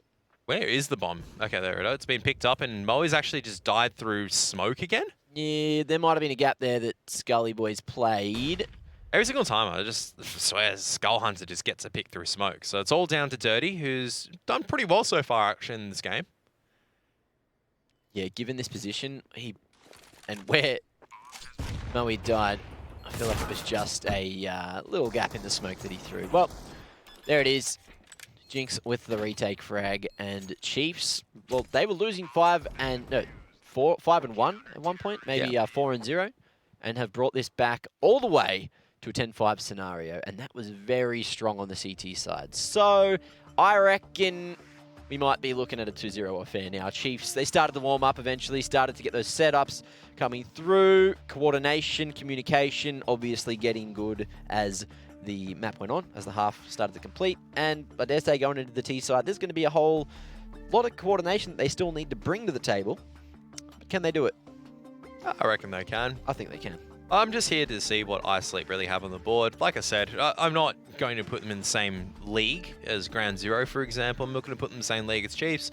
I'm going to look at them more from a point of view like Airborne. They beat Airborne, so all right, probably a little bit better than Airborne. You can criticize some of their mistakes, but you can also give them a bit of leeway. Even with the experience, is that, look, they're still learning. They're still growing as a team, and that just takes time. Also, I do agree with you because I went to go watch the Who Touched My Spaghetti. The sync there was absolutely perfect. It's great. Watched it a couple of times. I didn't actually get to listen to it with sound yet, but I will. I just assumed because we did it last night. It's actually great. I did a "You Were the Chosen One" with Gumpton dying, being fully blinded, and Cookie's just been on fire right now. So shout outs to the Cookmaster, who's listening at home, as always. Champion. Yeah, we have to give him more memes. Down with the sickness. Down I wish with that the was actually sickness. featured on ESL AU. What one? That was just on his personal. Imagine if actually went Oh, on. the... Yeah. Well, well, anyway. We can maybe set something up there. However, we have Chiefs all the way on the A side, uncontested completely, and it is just going to be the retake play coming in from Isleep. Yeah, so Smoke, Molotov, Flashbang, Maker making his way out. Makering his way into a K-pop band. Cinema coming near you. Now that's a K-pop show I would actually go to. So there's 5 little makers all up on stage. Well, maybe eventually. Or they can't even stick the defuse, just instantly deleted. Maker's just going in, just swinging, but he's not finding him. Hey, there we are. Finally managed to find him, but Maker couldn't do any martial arts to help him out there. That was really messy. Clean round for Chiefs at the end of it. When you think about it, no one's died, but at the same time, hang on a second there. Hang on a moment. Woo. There was like less than a second on that defuse to come through. About 1.5. The rest of the Chiefs boy had it on top. Don't worry, they had bullets still. Maker's just gone straight in and just gone, hup, I can't hit him. I can't hit him. Guys, I got no bullets. Swinging. I'm knifing him. I'm knifing him. And just continues to scream and hopes that everyone maybe helps him. Well, they did help him out at the end of the day. Yeah. Didn't lose. Triple stack coming out, but they made a bit of noise. What a crazy old pistol. Oh, and Isleep making a bit of noise. They have missed that opportunity. Awkward situation. I thought they would have made enough noise where I would have been like, hey, maybe we should look at that double boost that's coming out, the triple boost that comes out, because, yeah, that's a thing.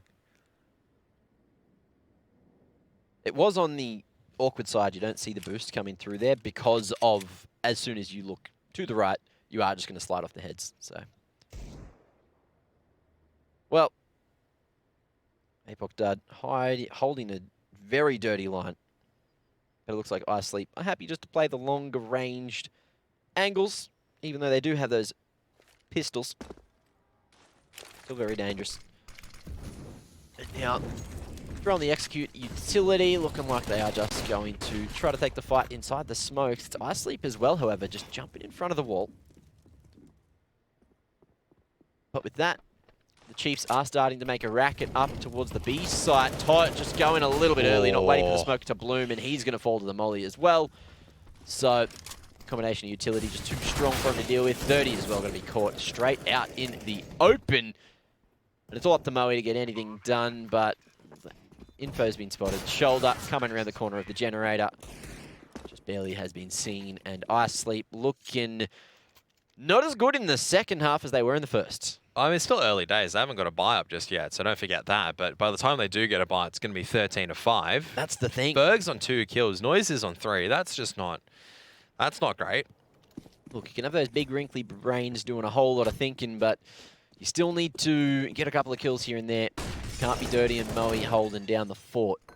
And even Tot, usually you see him going a bit larger than he has been here, but Chiefs, they've played against Tot before, and they know that they don't want to get fooled.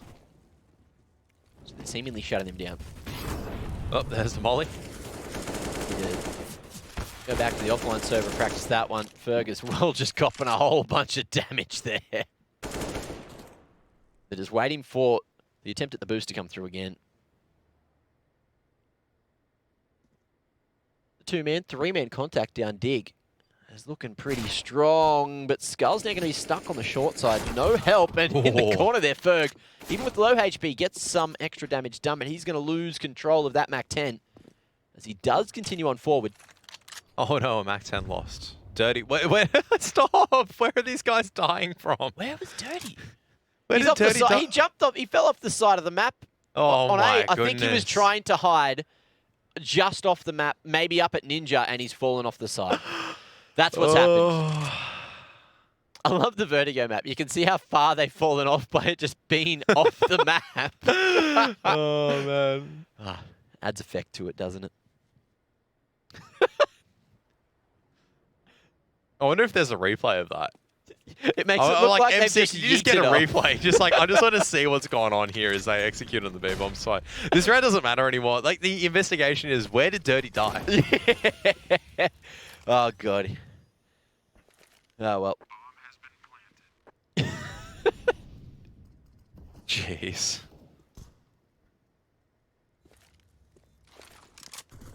Good placement on that nade. Oh, Moe thanking his lucky stars to be alive after that one.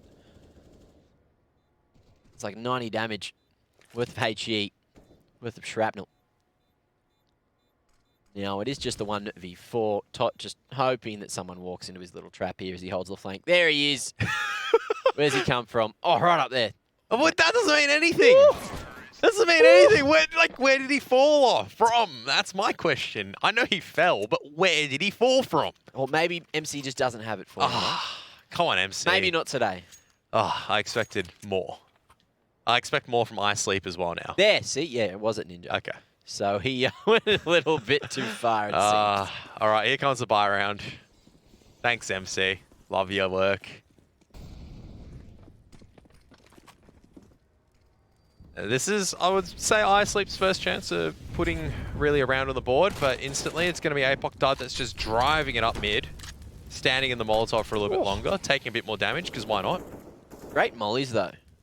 To completely force the T's into positions you want. Then flash comes through as Make is going for the spam. He's going to be timed. nice pick for free. Potential for a wallbang to come through. You can see that the CTs are fully aware how to get these wallbangs to work out. It's just a battle of drawing attention at the moment. Surely someone will try to sneak back up. It looks like Ferg wants to, but he won't go forward just yet. I don't know why Ferg loves this map so much now. It's 1.6 essentially, just wallbang people. Just line it up and just spray. Map knowledge, the answer. I think there's some like ludicrous wallbang where you could bang someone from... Luck on cash. Like on Dust 2 on 1.6, like from top mid, depending on the angle that you shot at, you could hit someone at mid from like closer to long because there was no polygon through a door or something like that. Right. Whereas at Source now, there's just all these weird wallbangs that managed to work out. Here comes the V execute. Tot drops that smoke just a little bit too late, but he's still able to fight and make himself effective at the end of the day. Not for much longer though. So out comes the rotation. Oh, Ferg just flying in there, supermanning it, stopping the bomb plant for now. Can he do it single-handedly? He's buying a whole lot of time, but the flank's coming through, which he's disregarded, expecting all the T's to be close together on site. With that, there's a man advantage lost. And it's all up to Moe and Noisia to try to make their way back in. They might just save. The save is certainly the call. It's the disciplined approach, and that's exactly what's going to happen. But they need to get these rounds on the board. It's looking certainly like it's just getting a bit too out of hand at this point. That is going to be the 9-round lead, guaranteed for the Chiefs. 3 to survive, potentially, unless they don't get away from the bomb in time. And their economy is right as rain to buy on forward and have many a chance at closing out this map. Can't say the same for Isleep's economy. I'm sleeping a little bit over that economy at this stage. Even with the 4-round loss bonus, it's not going to be good enough to completely invest in everyone. You just got called out. By who? Azernith Gaming called you a boomer. He's not wrong. Yeah. It's unfortunate. If I was an actual boomer, I'd actually remember the lineup. Not just some willy-nilly. Oh, this used to happen back in my day. The mission polygon over on Dash 2. I think it was on Source says Dirty needs to get out of this dirty position. It's been compromised.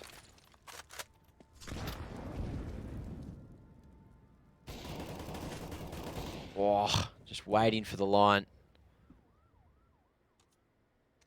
Daryl make a mate. Just unable to get the timing there on the line. But the rest of the boys have fully maintained control of mid there. Just looking to lurk up. Humongous waiting for a counter boost from the CTs, but there's no reaction really coming out from them at this point. You can see that Noisia is just very worried about a flank to come through. You got Dirty as well, extremely passive in CT while that smoke is still up. I wonder if this is the time where it's you go and execute on A. You're taking your mid control, Wait, rotate down the ladder, and then go A. Where's Jinx? Is Jinx hiding at the sandbags? Jinx is hiding at the sandbags. No, wait. Oh, he's down on B. Okay. Don't worry. What is this setup coming out? Wow! Dirty's probably never seen that before in his life. What is that coming out from the Chiefs?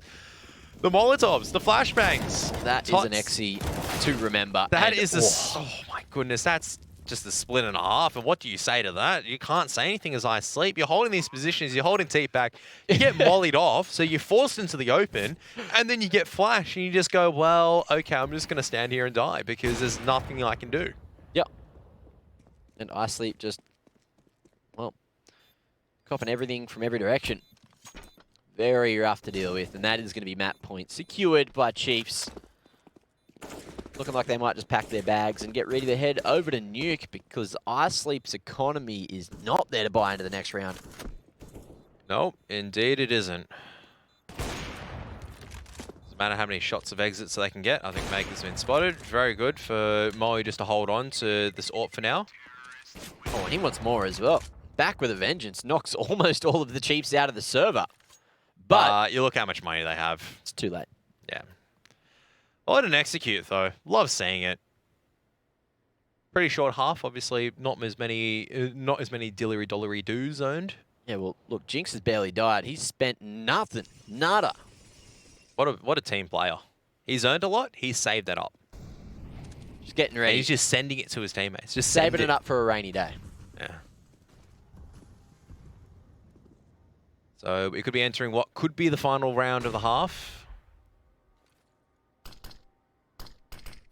Oh, they're pushing forward through that smoke. Tot, is he expecting it? He was not expecting it.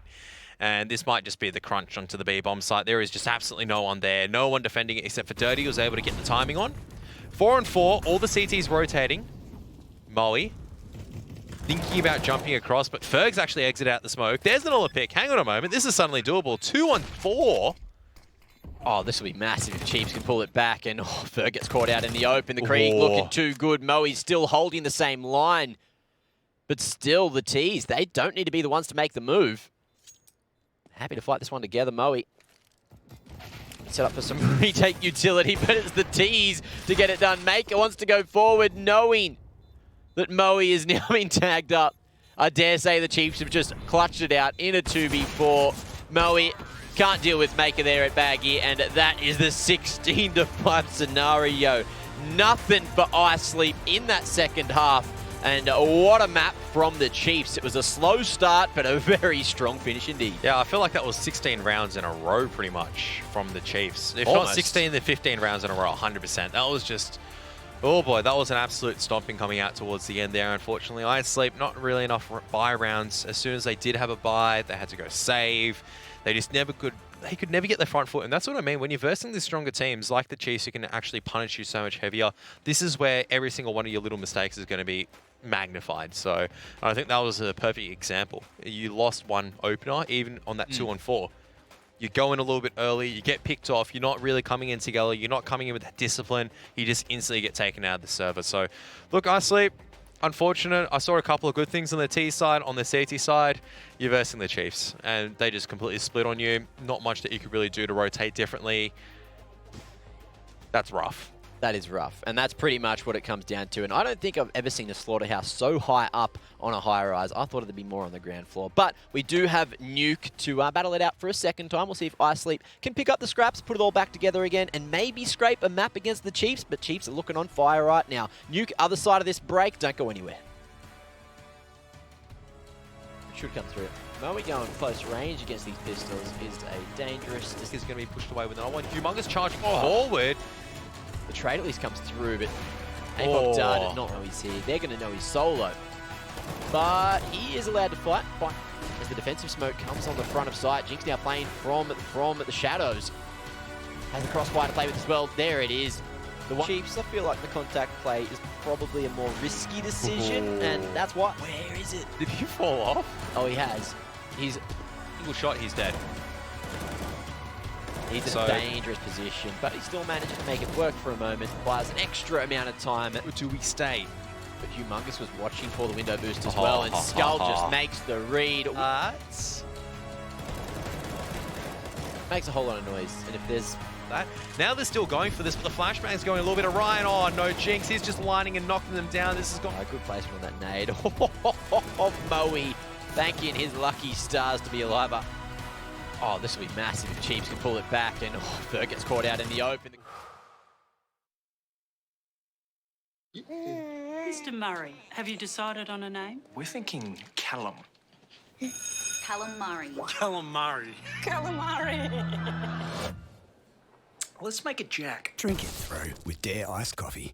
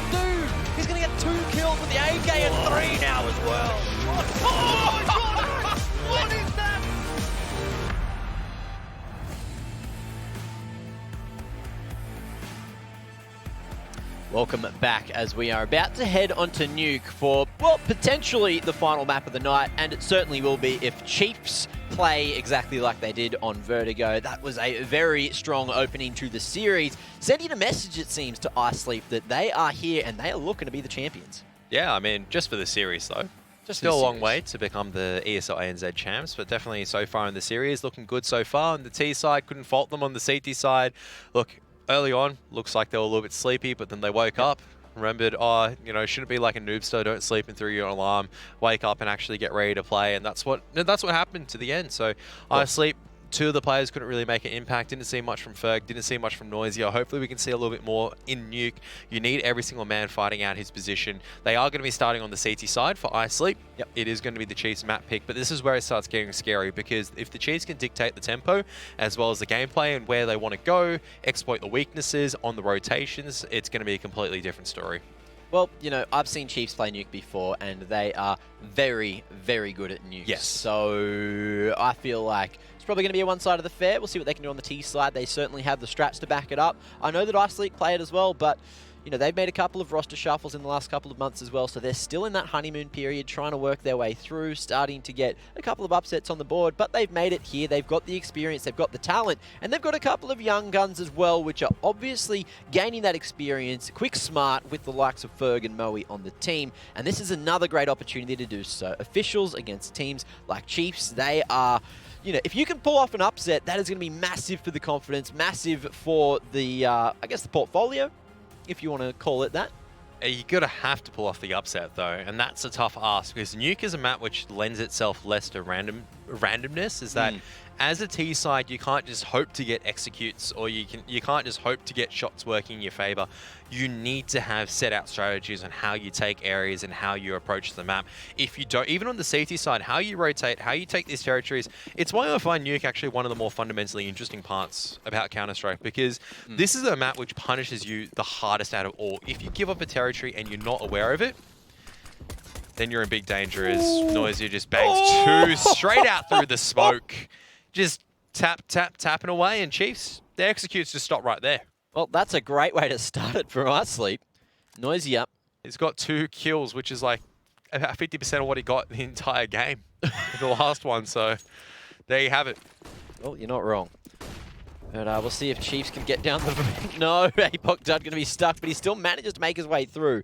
Humongous, he's going to fall. So will he be the blood sacrifice to get the bomb planted? Apok Judd managing to tap away, but he doesn't have control of that bomb, doesn't go wide, knows that there is a CT on the other side of default there, and it is going to be Noisia coming in on the flank. So just the monster at ramp going strong initially. Can he keep it up? Because he's almost got, as you mentioned, as many kills as he did in that first map in one round.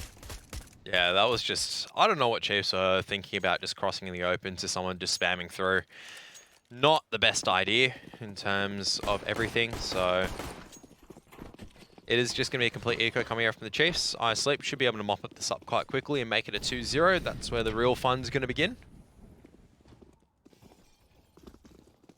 Well, looking to go for the aggression around the corner here. Humongous makes it the distance, and he doesn't survive for too long, because Moe, he's going to be ready and waiting over towards Lockers there. Tot not allowing a third man to make their way to lowers, and here from Decon is the defense. There it is. Tot with the Famis just making light work of the T's at moderate to close range, and that is where the Famis excels. So this is where the buy run comes out, not the full set of utility for all the Chiefs members, though. Isleep going to be keeping their weapons in, not upgrading, which for some of the members, if they play close quarters, not too bad. Other members, not going to be too great, keeping the SMGs. That's where it may be a little bit costly later on. We'll have to see how it works out, as Ferg, a lot of responsibility in the outers position. Is just going to go swing towards Annex instead. So T's, looks like Chiefs just setting up a default for now, trying to punish any over-aggression from Isleep. Isleep on the CTs, want to just keep as many nades in their hands as possible for that mid-round, for that late-round engagement, see where, if the Chiefs do take outers, which they are at the moment, okay, how are we going to respond? Ferg can't spot this, neither can the players from outers. We'll see if Chiefs use this wall of smokes correctly. I was having a discussion with Pilly, and he was telling me all about the nuke meta recently, and how people just don't use those smokes correctly, but this time, as you can see, the Chiefs, they are playing the meta correctly, taking full control of Warehouse, looking to go for the wrap around the back towards CT. Even still, it is going to be Noisia from above, getting a huge amount of damage done, but no kills found. He makes it easy for Moe to come in and clean up the scraps now. Nade missing the mark, that's going to be Jinx falling, and now Maker's hidden in the corner, but the flank comes through just at the right moment. Oh, but look at this double push, this aggression coming in from lobby at the same time as well. Maker's reacted way too late to that. And still 2 people here. Skull Hunter has to retrieve the bomb, and this is a complete reversal of the situations. Humongous now taking the A-bomb site. There's no one here. There's one at unders. But now they're going to walk out to the A-bomb site. What is Humongous watching? Absolutely nothing at all, and gets punished for it. Now Skull Hunter's going, hang on a moment, what's going on here? They had all the territory, but no ability to close it out. 10 seconds left on the timer. Yeah, Ferg's in the perfect spot here as well, just hiding over towards default, doesn't have to swing. And Skull's going to try to stay silent, so he will run out of time, maybe even just to save. That's a big ask, but Ferg will fall. 2 seconds, and the clock does hit 0 as Dirty takes him down. So that is going to be a big hit to the economy. Skull with just $300. Whoa, over into the 4th. Maybe he should have used Western Union to transfer the money instead. Yeah, try to get it out. If he did, maybe he'd still have a bit of cash left over for one of his teammates to use. But this was just really sloppy overall from the Chiefs. Like I said earlier on, they need to start waking up a little bit more. That was completely strung out. Why are they using utility? Why are the other players not crunching in? They're all set up in the right position, but they're not doing anything with it, which is the problem. But much faster approach here in the 4th round for the Chiefs to try to force their hand to the A site. But the great utility usage coming in from Isleep just stops them in their tracks. Now going to start to fall, but the timing at least working out for Apoc Dud for a moment. For Todd at close range, reacts at the perfect moment. That is going to be the bomb down in no man's land. Bit of a space on the side of the smoke there. Skull is just hoping for some aggression. Wants a knife kill of all things, it seems. And he's happy just to wait this one out. I don't think a knife kill is going to happen. Oh, I don't either, but... And you just get this over and done with. This he's is on boring. the full commit. Why not? So, 4-0. Very similar start to Vertigo. Very one-sided start so far. Bit of deja vu. Feel like I've been in this place before. Different map, same story. The question is, when is it going to start changing? Another buy round coming forward. Skull Hunter the poorest out of all of them. And here's the thing, right, is that Isleep have not upgraded some of the weapons. Tot still has a FAMAS. And, well, he's happy to use it. Happy to play the bonus round situation. But do you want to be doing that up against some AKs, some creeks? Will the firepower pay off? He is close range at Tetris, at least, and able to go for the rotation down to lowers, where the FAMAS still can be kind of effective. So, it's not all bad. Baker has made his way through Vent, which is very dangerous. This is exactly what you want as a T. And as the CTs, you're probably not even aware of it at this moment. So you go, all right, let's just go unders, and the Maker's already at Vent. He's already shut you off at this stage. Ooh, and the Shin's apparently not spotted. Well, not shot at, rather. Moe might have actually seen something. But Ferg's in a good position here, just hiding over in the corner of the rafter. Behind the silo as Noisy makes his way to Shadow, but Ferg, his position has been found, and he goes a little bit too wide to throw the HG. So Apoc Dud will hit him with the punish, but Noisy is still here hiding. That's still a good HE grenade, and they will eventually check this position. So now dancing around, Tot in the meantime wins that vent fight. So this is really messy coming out. It's all down to a 1 and 2, as Humongous now 2 angles to be worried about. One at Megaton, one at Squeaky. He's going to try and progress through the smoke, as they're going to change positions with each other. 1 HP remains. And Dirty, he has allowed this rotation to commence, but look at that. A fast reaction from Dirty as well has sent him all the way to Hut. And Hugh. The Tot's got him. Bang. Good movement to not die to falling damage there. Do you know I found out the other day that you can actually silent drop onto A site? Yeah, didn't Crystal do that? I think that's where I saw it on Reddit. If you look straight towards the ramp and hold W, so it's like you're going on a hard surf, and then you hit shift before you hit the bottom, because your acceleration's higher when you're holding W without shift, you go silently. There you go. It worked out, didn't it, for one of the rounds? Yeah. Because they didn't know he landed silently. So. Exactly. But yeah, the more you know. Ooh, nice little fake molly there. In behind the door, and Moe's got full control of lobby, but he looks away, and there's T's coming around the corner. Moe somehow survives the situation and still gets away. What is this? Oh my, chaos. This is starting to get to the stage where I'm like, if Isleep just win this half convincingly, I'm already ready for Inferno. Oh, Moe's just gone in again. Madman. So he used all his luck in this round. Didn't have any more to spare. He'll give away the MP9. Ferg is fortunate to survive. He's now jumping across there, Noisia. He's going to be spotted. 3 T's heading his direction, but he's only got a flash to play with. So he's trying to increase the distance as best he can. But the Chiefs, they are filtering down towards the B site here. Noisia in a very strong position, just waiting for the swing. Chiefs not on the hard commit. They'll walk straight back to Ferg, who bops him down for 2. But now Tot spots this one coming in. And Isleep may just be good to find a 6th there, but we'll see what happens as Maker has now managed to get his hands on that M4A4. And he's lost his hands on the M4A4. Great round coming out from Tot, reading what's going on. Good lockdown from Noisia as well, just staying alive. So that's Isleep 6-0. Money's looking pretty solid. I don't think Tot has died. He has not died a single time just yet. Strong rotations and a strong hold from Isleep so far. I'm very impressed by what I'm seeing. You know, we saw that structure initially over on Vertigo, but I think it's just shining through a little more here. I would also argue it's because Chiefs have not played around in the rotations enough. A lot of the time, they have someone in a key position. Like, they managed to get Maker into Vent, and they commit 4 people in unders, and it's just a very messy brawl. No one's really spread out. No one's like a 2-man. I'm going to lock down this position. I'm going to trade over here. They're all trying to fight. They're all individual deals. They're not trading each other out. This is not the gameplay that you're expecting. I guess so, but, well, Isleep pretty happy with their positioning so far. Maker almost finds that double kill. There's a second man at Heaven, but I don't know if he was spotted coming up the ladder. Well, they're mulling it now. So 2 on 2. They know one's in Vent. Don't know where the other one is, so they're just going to go for a concealed plant to Heaven. Ooh, they might have. No, I don't think they heard that tick on the molly.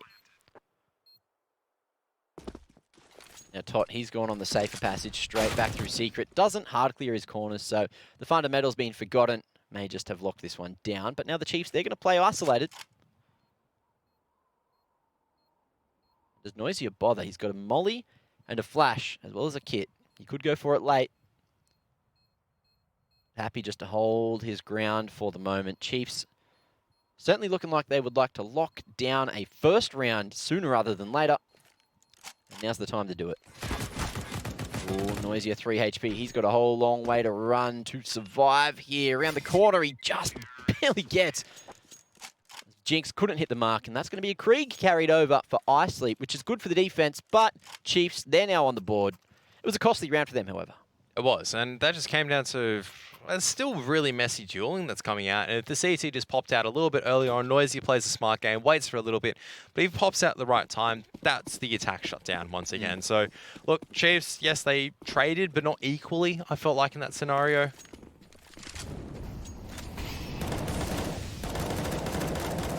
And this time, you got Chiefs just faking that vent drop, using a whole lot of util. Looking like it might just be the double pump. Oh, I like that smoke coming out from Humongous. That goes through the wall and denies the vision from that Mustang player, forcing him out of position. Doesn't matter, they still mow everyone else down. That's the problem. That's it.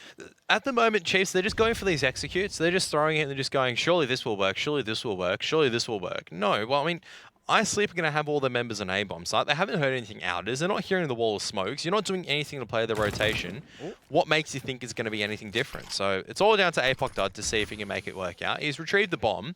1 on 3, definitely doable now if he's able to isolate these duels. Plenty of time to work with. He has managed to snatch back the objective control. CT's not close enough to get back on the line as their teammate fell.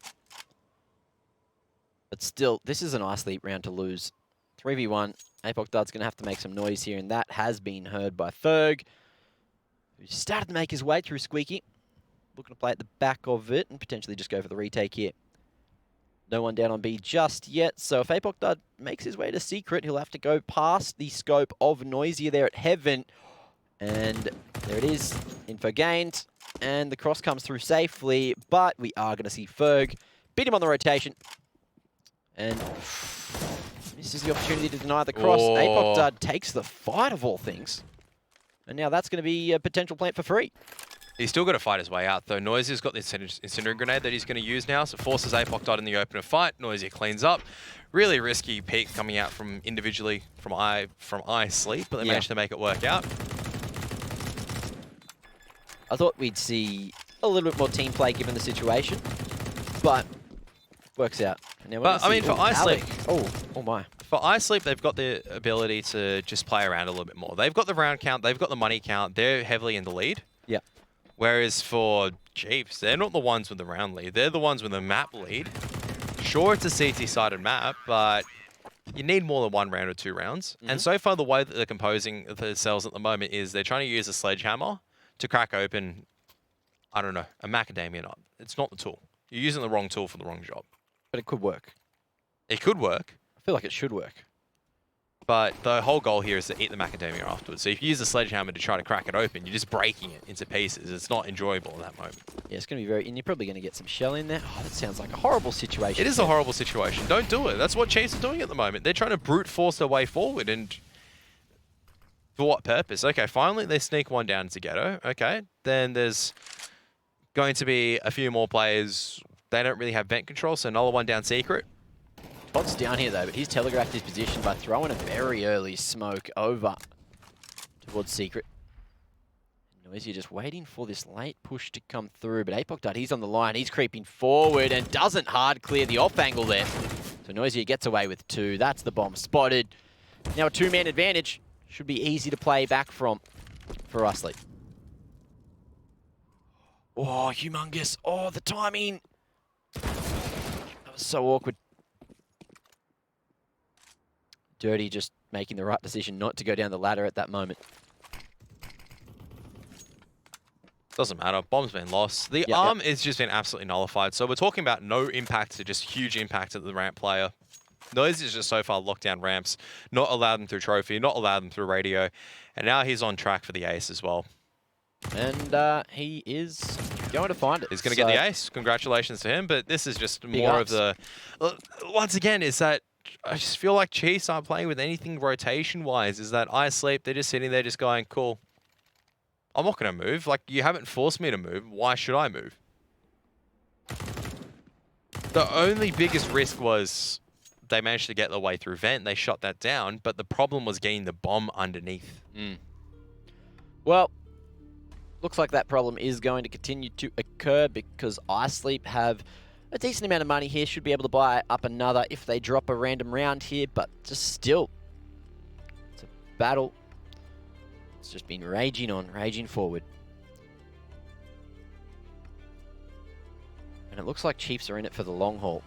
Maybe even just relying on that Inferno map pick at the end to secure it. All they need is...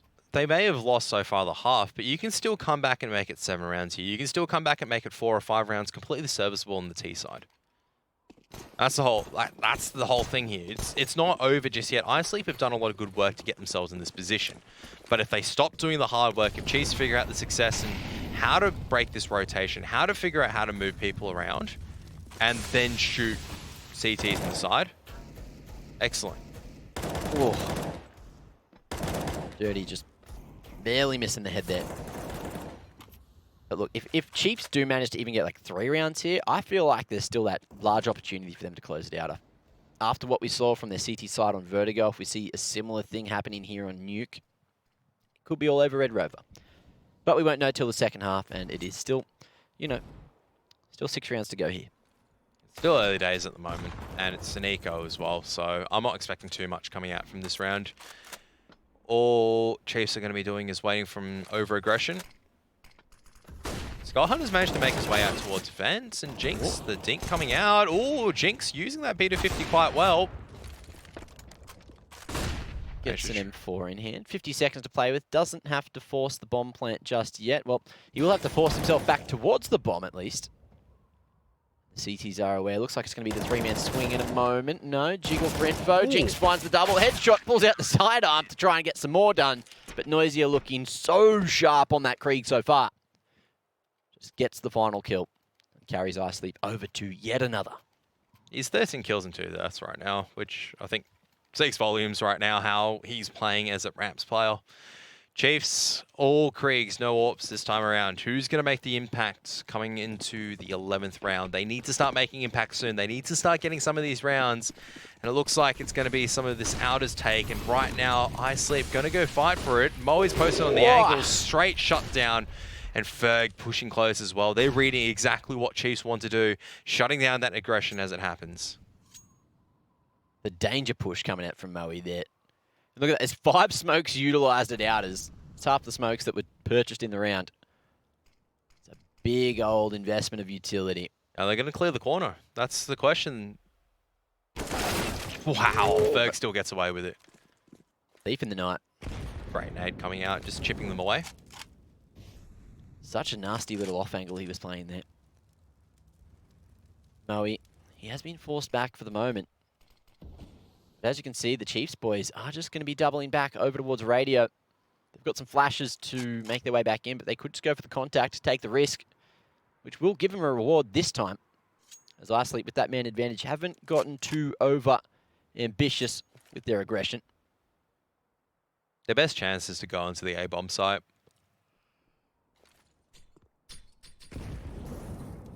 Your ramps hasn't worked.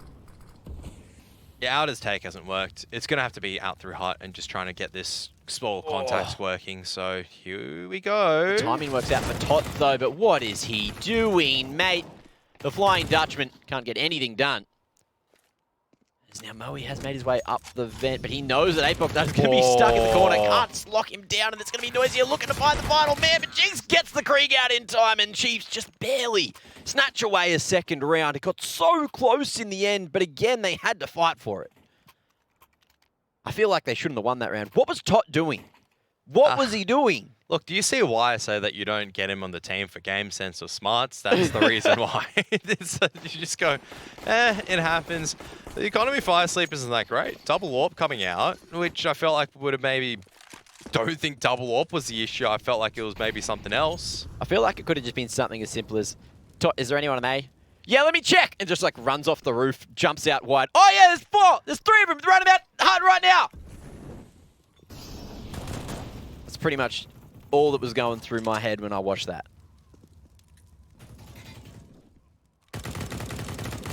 He's a team player.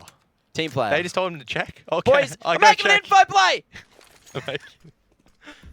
We've got the numbers advantage, right? Oh dear. Well, Isleep.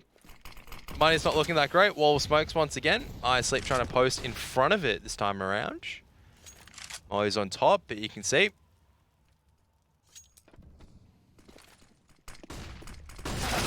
Oh, they just walk straight into the MP5 meat grinder. I don't think flashing themselves through smoke was the best idea. No.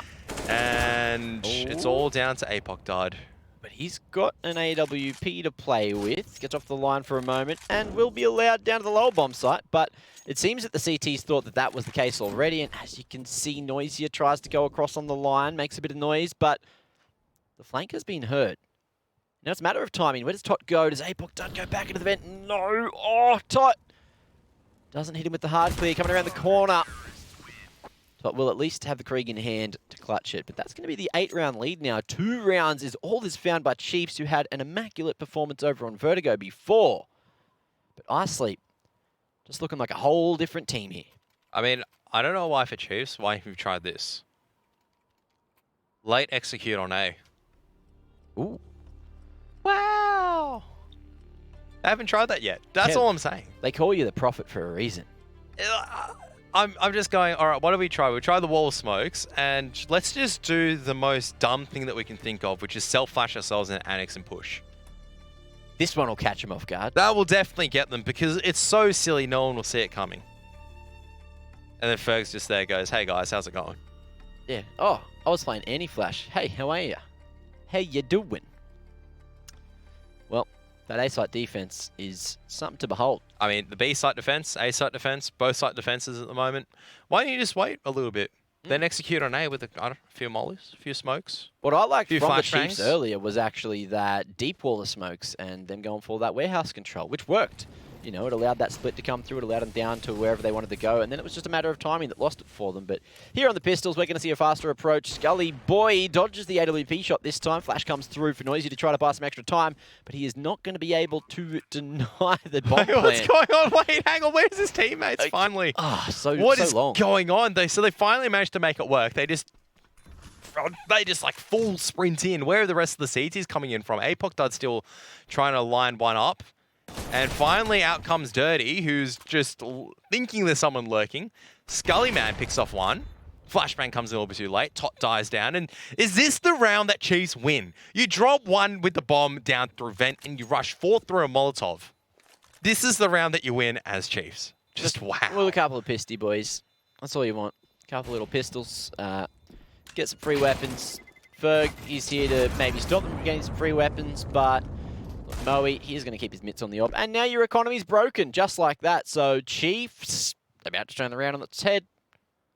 Half, rather. That's all it required was just smoke and just drop one person through vent and 4 people just sending it. They sent it to ramps, and it was just the round where, oh, I don't even know anymore. That was the answer. Please slow it down, Chiefs. Please, I beg you, just don't go through a smoke. Just don't.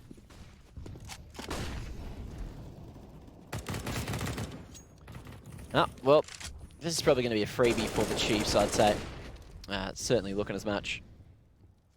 Moe that or didn't have any effect here. And, well, Force Buy not working out so far. The crunch came through, but there's going to be the MP9. Noisy is certainly looking like a completely different player to the previous map. He has been on fire so far on the defense. I think the CT's going to save. No way in heck that they can really get away with this round. And Noise is the last man left standing. The other three are off hunting. Or they're going to plant the A-bomb site. Noise is already going to T-spawn. That's what I mean, is that all you needed from the Chiefs was just 2 random rounds. Even just 1 random round absolutely out of nowhere, and that's it. That's all you need. 1 little freebie that turns into 3. So 4 to 10 with a good chance of making it 5 to 10. I'm going to say a great chance. I would There's still nothing say there. that's just down to Isleep just sleeping maybe a little bit to the end. Well, there's just no round loss bonus. Look, Isleep have certainly done their dividends, but second half, now that is where they have to be looking, because this next round is a bit of a write-off. And I would have looked at this and gone, we needed every single round possible. Uh-huh.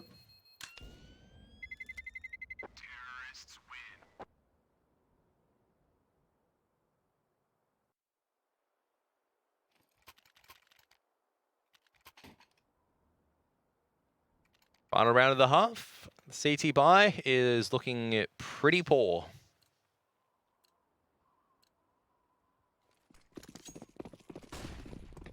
Whereas for Chiefs, they have too much money at this stage. Yeah, so... Funny how that works. And they're going to go straight in for... Ooh. Scully Boy. Cops some decent damage. Now this P250 could actually be a one-shot headshot. We'll see if that one eventually comes through. And Noisy is certainly feeling himself, wanting to get a bit aggressive towards the ramp there. What are we going to see from the Chiefs? Looks like it's going to be the late execute over towards Outers. Oh, Ferg's just pushed in and gone, hello, what's happening over here? Hi, how's it going over there, Jinx? Oh my. How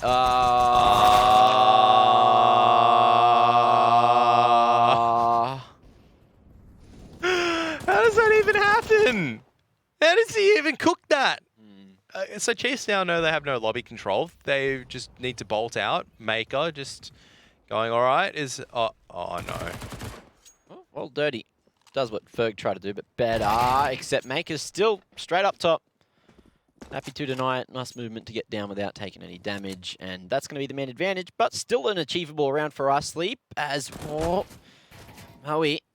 standing behind a wall-bangable surface and goes for a re-peek again with a whole bunch of T's looking at him, and Noisy is in the perfect position to get the line. It was so close, but Maker comes in clutch to close it out with the 3K. That's going to be the 10-5 half after a very confusing and crazy round there to close out the half. That's all I'm going to say about that. What was that round? You lose lobby control. Ferg goes in, misses a complete clip into a standing still enemy, gets cleaned up. Everyone nearly lines up like dominoes pins. Every emotion in my repertoire in that round. Oh, it was a roller coaster. Stuck on the loop-de-loop. I think it's just summed up by us screaming at the same time. I think that P250 clip just sums it up. I feel like that's what Ferg's brain would have been saying after just watching his bullets disappear into Narnia. Going tap, tap, tap, tap, tap, tap, tap. He should be dead. Tap, tap, tap, tap, tap. Maker comes in from above. Tap, tap, tap. All right, that didn't work.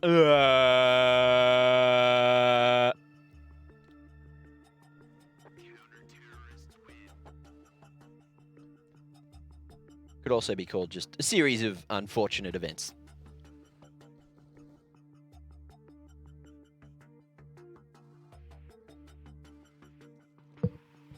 All right, I'm now smarter because of this water. Of course. Look at the name. How many does it have in it, though? It has many IQs in it. So hopefully I can come up with some better words. Look, at the end, Chiefs managed to scrape by with a serviceable half. It should be much better from them, I'm not going to lie. Isleep did very, very well to hold off to get to such a hot lead, but I think they'll be disappointed in themselves not closing out in the firm fashion that they held pretty much that entire half for. They let it bleed out to the very end.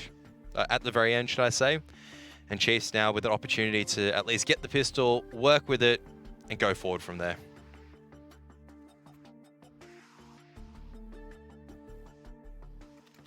Well, it looks like we are about to go live.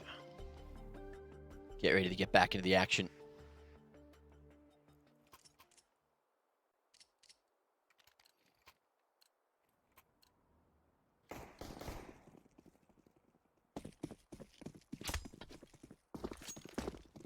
The question is where the T is going to go, and it looks like they might be going into a B site take. With a late push from Ferg at uppers, maybe? Going the trophy, that's for sure. Just a bit of utility being used over the A bomb site, but Maker. He's not going to move with that one. That's a heaven smoke as well, so usually a tell, but Isleep not quite baiting out the rotations yet. That's a whole lot of info from Maker. So he's going to be the late bust over towards the ramp. But with that smoke, do they go up to heaven? Tough question. They might decide to. And all the CTs are out on the floor or watching CT spawn instead, so... That's humongous, actually. He has the smoke and the flashbang to work with, but out they go, down onto the floor, ready to fight it out, but APOC just cannot connect the shots, and now this crunch working really well coming out from the Ts. Oh my, that's quite good. Yeah, very good strategy. Quite dangerous, but it works out. Humongous will flash himself back in over towards Sally there. It's going to be very hard to deal with Noisier. I believe his feet were spotted as he went for the jiggle, but Maker as well coming in on the flank. Now maybe able to make his way up towards heaven, but Noisier with the Glock at close range is a dangerous thing to get past, and there it is, the 1v3, the none v3 as Isleep take it in the pistol, and that's going to be the 6-round lead.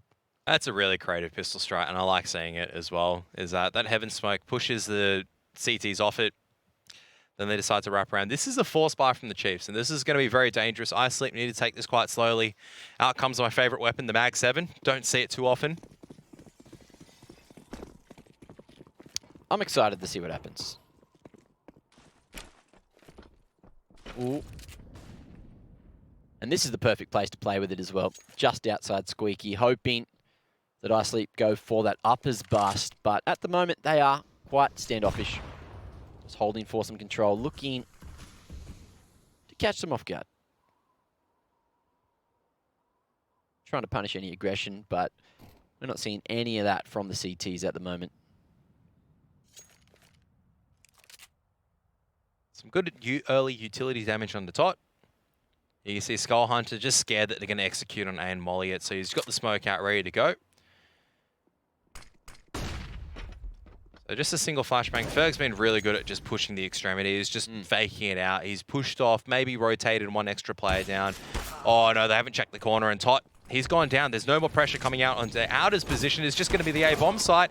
And when's the shotgun going to come into play? That's the question. Well, Scully Boy died, so... Right. But there is an AK for Humongous to play with. He's already found himself 2, managing to get the trade on the Moe, and his position was no, but the rotation over to Heaven. They just come through. Awkward timing as they try to swap weapons there for a second. And Hugh has already had a lot of work done for himself as he's going to make his way through Squeaky, but it's not open. Telegraphs his position. Lands a bullet, looks for everything he can, but he's copped so much damage through the wallbang. It looks like the save's the call, so Isleep should take it to a guaranteed 12th. And that's the 7-round lead. This is a big start to the second half, 2 in a row. They need every T-sided round that they can get before Chiefs gain some momentum and start to get back into the game. I wonder if Chiefs, do you eco again on this? Probably. I would never force behind just a single weapon.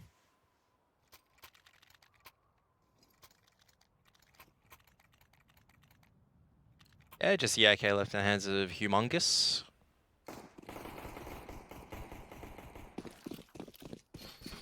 And for the Chiefs, just going to try and keep it costly, I would say, on the rest of the pistols. They do have a Deagle in the hands of Maker, P250 in the hands of Skull Hunter, so still making it to try to make it a little bit more difficult. Oh.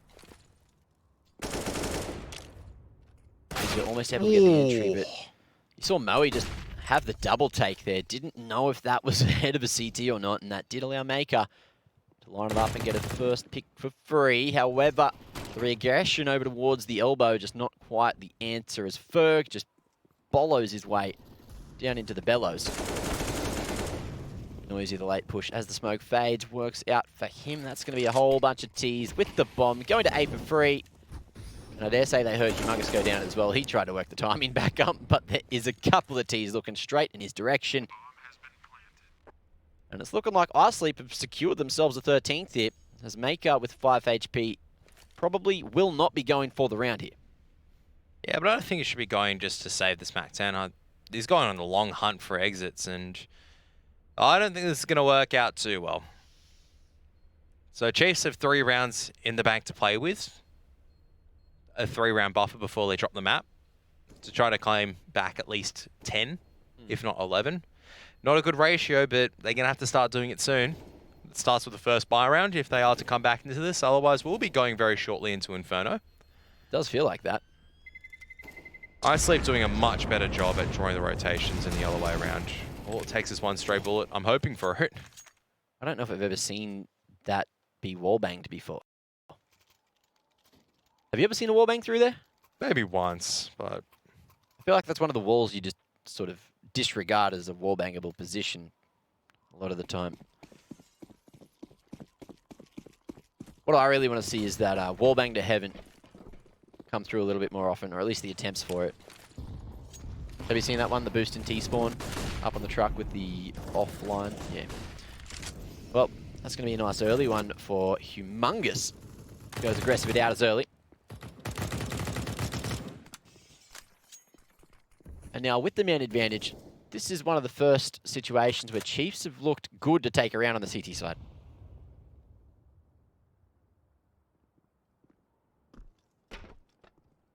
Maker works the timing. Can't hit the head as Humongous here does have the crossfire to play with, but Maker just barely gets himself the second, pulls out the sidearm, but Moe doesn't fall just yet. 10 HP, I dare say the round is done, but he has a Krieg and a Dream, as well as control of the bomb. There it is. Apoc Dud on a beautiful tight line. Able to slot it through and get Chiefs their first round of the half. Before it's too late as well. exactly, before it's too late, you didn't lose too many guns, which is always good. You only lost 2 rifles, he can drop it over. And Isleep, actually, they don't have the exact amount to full buy into this, so they decide, all right, minimal investment, let's get some utility out, let's get a few pistols and go for a strat here. Chiefs, another testing ground as it looks like it's just going to be fast straight through vent, and Skull Hunter lines him up, knocks him down. In the right position to deal with that one. He's had a little old push come towards him before, but Tot has missed the... Oh, what the heck? Oh my goodness. He misses the vent, stays alive, and runs back in the molly to die. Look, Tot's just in this team for comedic value, I assure you.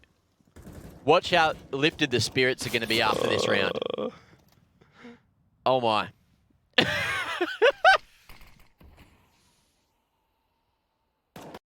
That's Counter-Strike. I think that's enough of Counter-Strike for today. Pack it up, we're done. Oh, what are we watching? Anyway, let's see if Moe can get a single kill. Has a 50-50 chance of choosing the right position to look at, and who plays on that short side of Squeaky, honestly, as a CT? Skull does. Yeah, him. There you go. All right, let's watch this again. Oh, yes. And then runs into the Molotov. Are you kidding me? Oh, poor Tot. All right, buy round coming out. I'm going to stop laughing now. Serious game face on at the moment.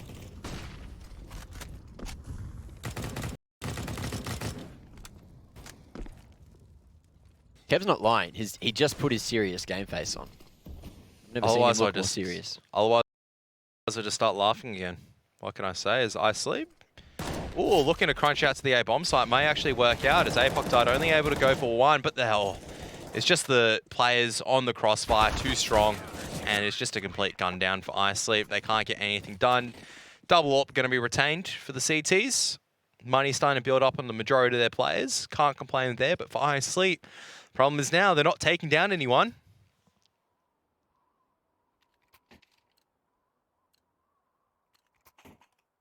which means the Chiefs' economy is skyrocketing.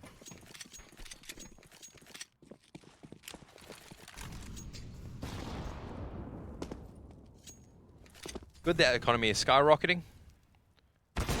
Not so good for Isleep, however, because that just means that it's a big chance for... it's a big way for Chiefs to make their way back into the map. Or the comeback to be reality.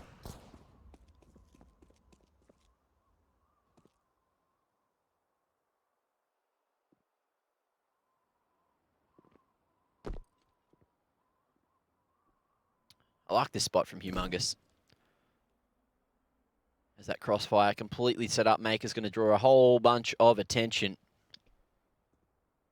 which will set up stat for victory. It'll be a ye old bait and switch if possible. Nicely starting to fall. Whoa, great reaction coming out from Dirty. 2 down, just like that. Straight down into unders. He's committed for the bomb plant. That's some good stuff right there. And Ferg just waiting for the re-aggression. APOC died thinking about it as Jinx just comes out and denies the bomb plant. No cover that's happening from there, so Ferg slowly crawling across. Oh, the timing. That was a completely nuts reaction.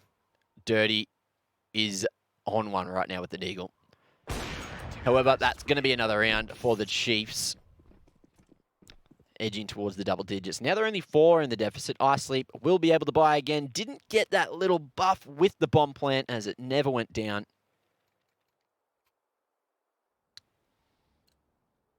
And Isleep starting to look a little bit lost now as the Chiefs put it into second gear.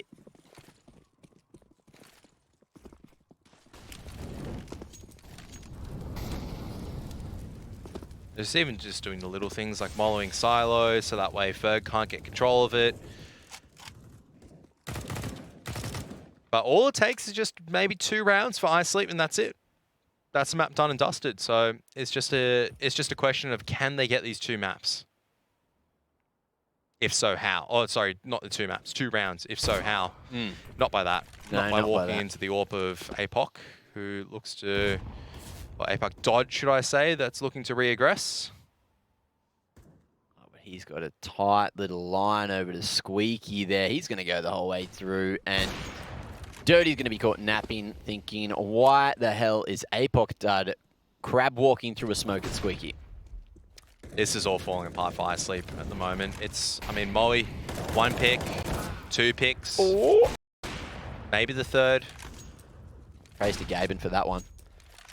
You'd love to see it if it came through, though. At least he's got the bomb. He can make something work of this. He's got time to maneuver around. 35 seconds left on the timer by the time he gets to about ladder base. But Jinx is watching it like an absolute hawk. You could see him going for the Ricky special there, just poking his AWP around the corner. But this time, close range. Jinx is going to be on the off angle at the ready. There it is, 10 up on the board for the Chiefs now. Just 3 behind Isleep. And slowly but surely, closing this gap, stringing those rounds together. They got, what was it? It was like 15 or something in a row over on Vertigo. And this time, obviously can't be as much, but still. 5 rounds in a row is still pretty good as we go straight in for the Squeaky Rush, as now it's just Humongous's turn to spam through. Can Tot survive this time? Oh, he's made it. He's gone down the vent. Congratulations. Great job, Tot. But can he cross to the side? Does have the util, but plants towards default. No friends in sight. And with that, that's the bomb gifted to the CTs. Rotations triggered. Dirty over towards double doors. Is making a whole bunch of noise as he does have a couple of teammates trying to make their way over to help. One's at hell there. One coming in from Annex late. May just be able to slot in behind the CTs. This is a complete reversal. What's going on here? What's happened? I don't know, but Humongous is in the perfect position, although his head could be spotted if he doesn't stay crouched. There they are. The T's, they spotted him. Noisy is in a good spot. Oh, it's Moe rather. Will rely on Humongous going a little bit wider. Gets the 2-tap, expects the swing, and gets it. The Deagle play is looking good for Isleep, but reaction from the CTs is just to maintain full control of that bomb, make sure there is no hope for Moe to clutch this round out. A 1v5 would be nuts, but he's just prioritizing the control of the AWP. He's running over towards that CT spawn area, and you can tell that the Chiefs, they want none of this AWP heading into the next. The hunt is on. They can afford it. That's the whole thing, is that they can just keep buying until for another 2 rounds. Wait, so it's not even a hunt. Look, Skull's just running over to T-spawn now. Knife out. They know the drill. Gentleman's agreement. And the Chiefs, they're doing it slowly but surely. Seemed like a distant milestone a while ago. The scoreline, I think it was 10-1. Chiefs just love playing from behind today by the looks of it. So, Isleep, another round where able to get a bit of territory, not able to get the bomb plant down, not able to make it work out from that point onwards. 2 rounds now the difference.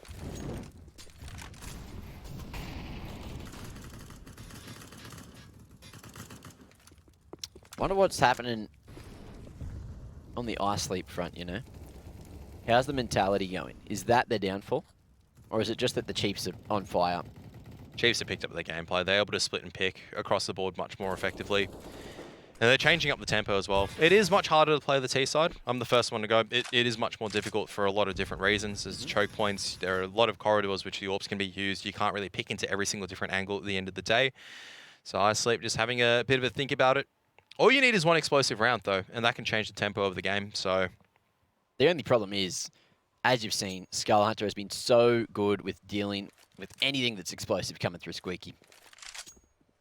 So Isleep, it's not like they haven't tried it. What's Ferg doing? Just waiting for the right moment to jump down.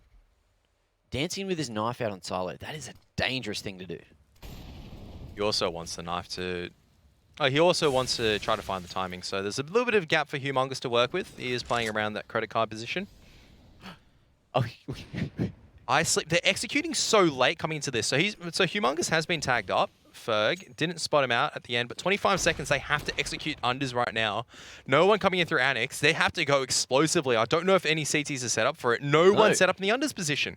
Maybe that one just wasn't commed quick enough there from Humongous. He hears the rotation coming through, but the AWP makes its way to Mega just a little bit too late. Moe already posted on that position. Util still plenty of it to lock down Mega, get that bomb planted, and now they're in the post plants in a 4v4. Winnable for both sides. Looks like all CTs coming in back through Megaton. A lot of utility to work with, though. Has 2 in Emo. Oh, boy. The retake from Mega, questionable at best, and that is exactly why. So many angles that need to be found, but Tot gets almost all the work done single-handedly. Jinx, with 2 HP, has 2 men to find. Look, he can maybe cop a tag, maybe, potentially. No, certainly not. So well done for Isleep picking up around, but what is that rotation coming out from Chiefs? Coming in so late in terms of 30 seconds left in the clock. Wall of smokes goes down. Humongous loses sight, gets tagged up. They know at the very least there's one outside there. 30 seconds left. They can only go 2 areas. They can either hit the A site through Annex. You're going to hear that as the Annex player. You set up for it. Or you need to drop someone and play rotator. You need to get someone down to that B bomb site. There was just no one there. By the time that call was made, it was too late. So a little bit slow for the Chiefs. They get punished for that, rightfully so. Look at that. Hugh has spent every dollar that he's earned. He is not a penny pincher. Coming at you from Western Union here. Just keeping track of the stats for us. Looking at that economy. Well, Isleep, edging forward, have managed to get 1 more on the board. 6 for the half is the magic number. Will they get there? Whoa. Spam comes through. Not a whole lot of damage being traded there. Noisy's made his way out, though. Skull Hunter is aware of it. Noisy thinking about counter-spraying forward. But instead, he's just gone and caught that nade, so unfortunate situation for him. Cops it heavy, down to 49. So once again, a very passive round coming out from both sides.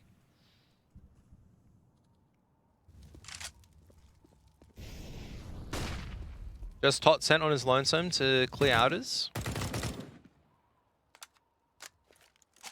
As we're just about to hit the halfway mark. Isleep still limited utility to use. Might be stacked up for an execute in the A-bomb side by the looks of it. Moe's lining up something. Just making sure the drains are clean, you know. Well, that's going to be the molly for Mustang, which will force Jinx out of his position here. Counter-Strike, a beautiful game where the fire goes through the walls. 30 seconds. Oh, they only have 25 seconds to execute on this, but there's no defensive utility for the CTs really to use. 3 on the A bomb site though, so there's the Mustang. So Jinx forced out of position, and they might drop through. They might drop through vent, but they're swinging out wide so far. Finally, the picks come out. Oh. So far, equal trades, but the bomb's been lost. On that flank is perfect coming through. 10 seconds for Dirty to try to go for the retake here, but he disregards the trophy player. And there it is. Maker holds the cross. And Isleep, the economy, takes a hit again. But they've still got a couple of rounds to play with here, so they don't have to go for the full investment right here, right now. And Chiefs' economy is not that great either. So all it takes is really one round from Isleep, really, just to break this and to make this map their own. But Chiefs, just bring it back ever so closer. This is a clean round they need to navigate through. Isleep with a bunch of pistols, lots of money to play with. I dare say we're going all the way to 30. We're going to go Maybe see even overtime. more. You reckon it's overtime? That's what you're saying. That's what you're telling me. No, you can go 16-14 and go all the way to 30. Sure. Or you can go 15 all and we could go more. Oh. Hang on. Oh. Crazy. Crazy how this game works sometimes. Oh well, speaking of working, Isleep need to work a little harder because they are light on the funds right now. That's only temporary. They're going to have enough money by the next round. Whereas Chiefs, that's not what I can say for the same if they lose this one or if they lose too many weapons. So Wall of Smokes comes out. Ooh, but the aggression following through as well. Molly hits the mark, but maybe a little late. However, that nade from Apok just finishes off top. And, oh, what a shot! The read was massive. So Dirty at least able to trade one off before getting the bomb plant down at the B bomb site. So that's going to be a money injection for Isleep. Still a chance back into this. Where is Noisia playing at? That's another key question. He was trying to flank, didn't make it work out. Almost able to do so. Now it's all down to Dirty. I feel like that's the win condition for the round, though. Getting that bomb planted just allows the economy to be buffed slightly heading into the next one. So Isleep will have a much stronger bite. They might be able to head over to 15 rounds now. We'll see if the Chiefs, if they're phased at all, only one casualty here in the 27th. And as we head into the 28th, they've still got so much money to play with. Everyone able to drop if they need. They still need to be careful, though. Only 3 people really above that 3K mark means that Maker and Humongous are going to be pretty poor if they do actually drop around. So Isleep full buy coming out. Both sides, everything that they need in such a dire situation as well. 28th round, Isleep can put themselves onto the map point, but Chiefs can also draw themselves equal once again, and that's a big, big landmark. That's a mental part where you go, we've done a lot of hard work to get back to this point. We're all down 5-13 at one stage. So to bring it back all the way to here, huge effort, and Humongous finds the timing, slots his way in, and gets the pick onto Tot. Ferg trying to get the trade, and will be able to do so. Humongous not expecting another one. 4-4. Now Ferg might be picking up the pace as well. He also picks off Apok, died through Squeaky.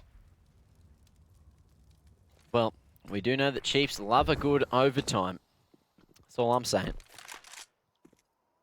But they haven't lost too much map control. Only towards the outers, and push comes through. Maker biting off more than he can chew, but Skull goes through as well. And if he hears this scope from Moe, that could be the sound cue he needs, but he's at the back of Squeaky. Surely not going to be cleared here. We'll see if Moe does it. Dirty on the line.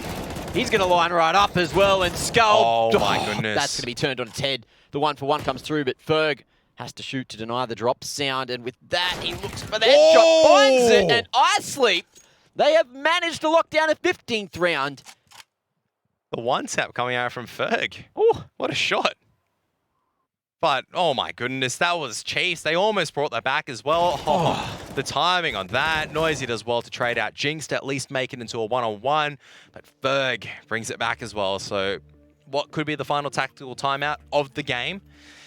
Chiefs can still buy into this, but it's not the best buy. Meanwhile, for Isleep, same can be said for them, though. Not going to be the best buy. Look, at least Isleep have completely locked down overtime, so at least it's something.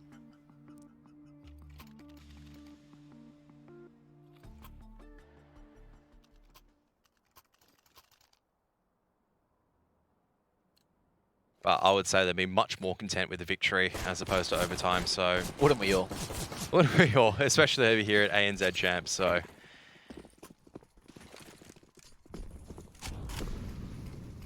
Well, let's see if Chiefs can find the final two, or if Isleep close it here and now. If they do win this round, well, it's over. And we are going to be sending it over to Inferno. Oh, freebie. Berg unaware of the line there. Unaware that APOC Dud could have crossed already.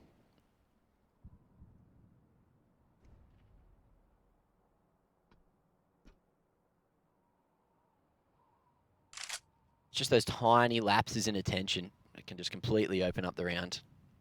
It's unfortunate to see when Isleep, certainly on the comeback, or certainly on the closeout rather. It seems like a comeback because Chiefs just had such a solid half so far.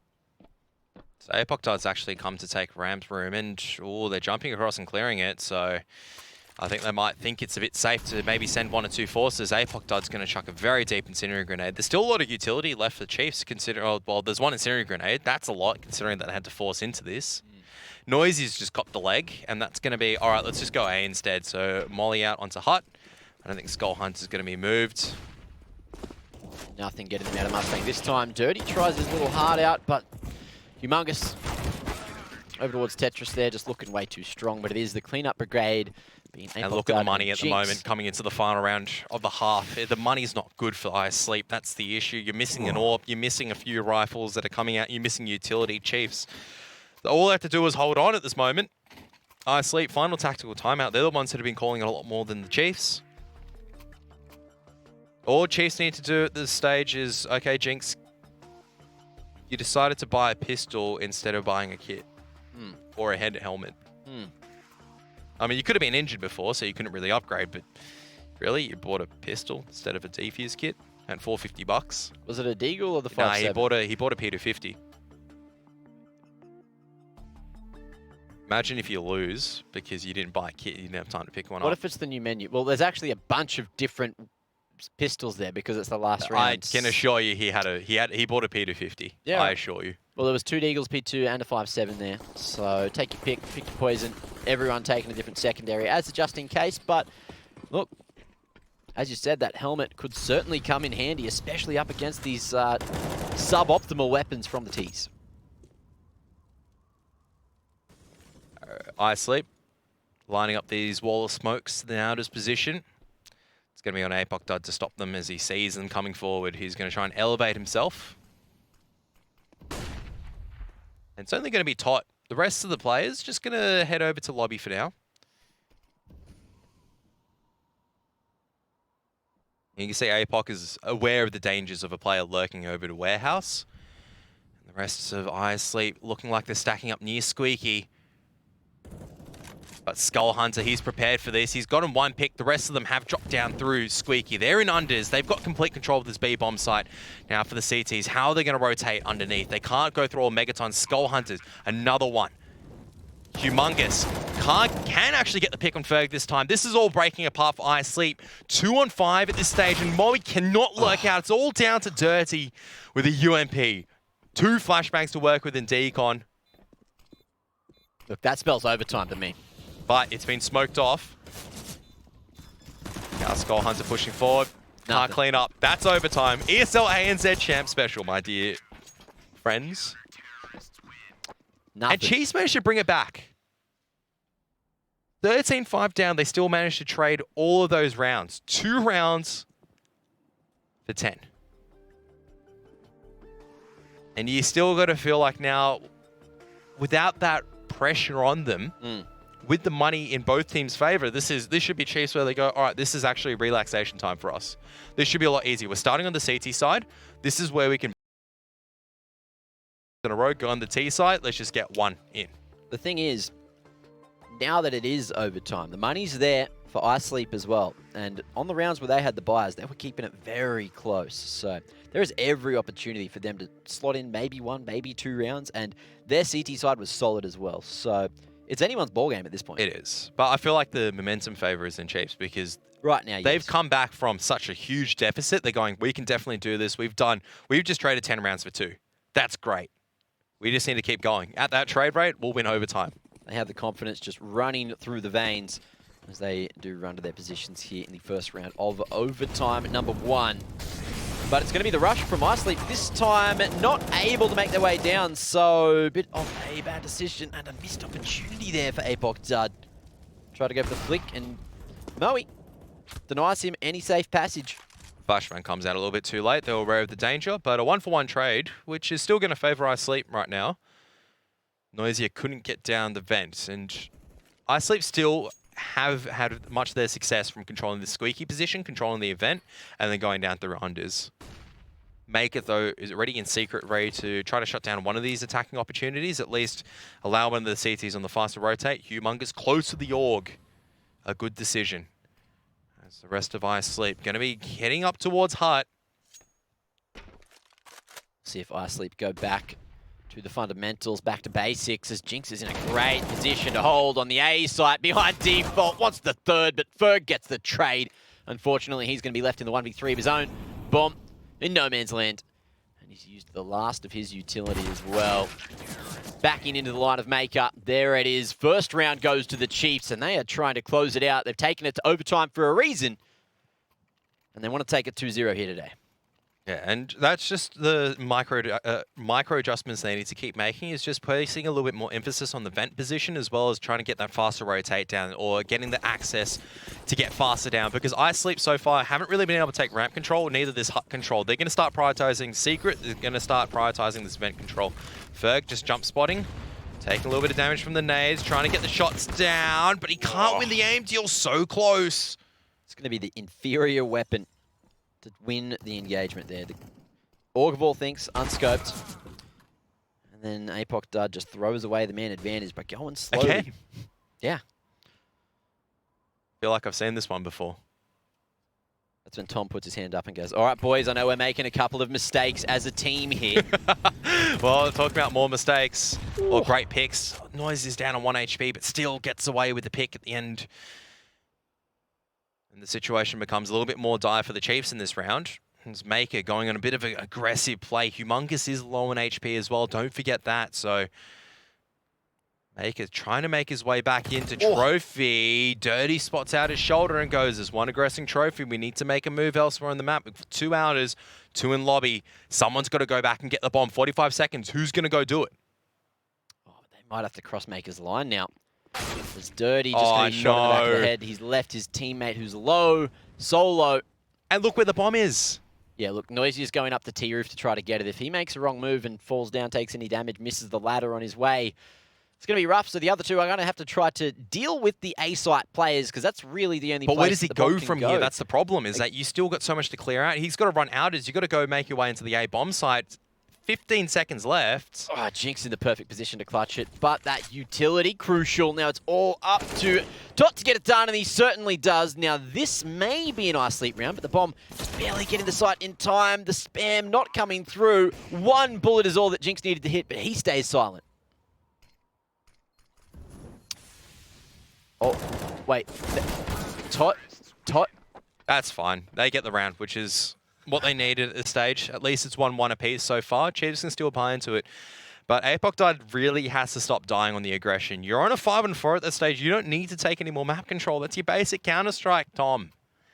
5-4, yep. You don't need to get aggressive. You can just hold whatever angle and you can be happy until the end of Kingdom Come. That was another Tot special, by the way. Just letting his teammate die. Yeah, hitting a little bit too deep in the smoke.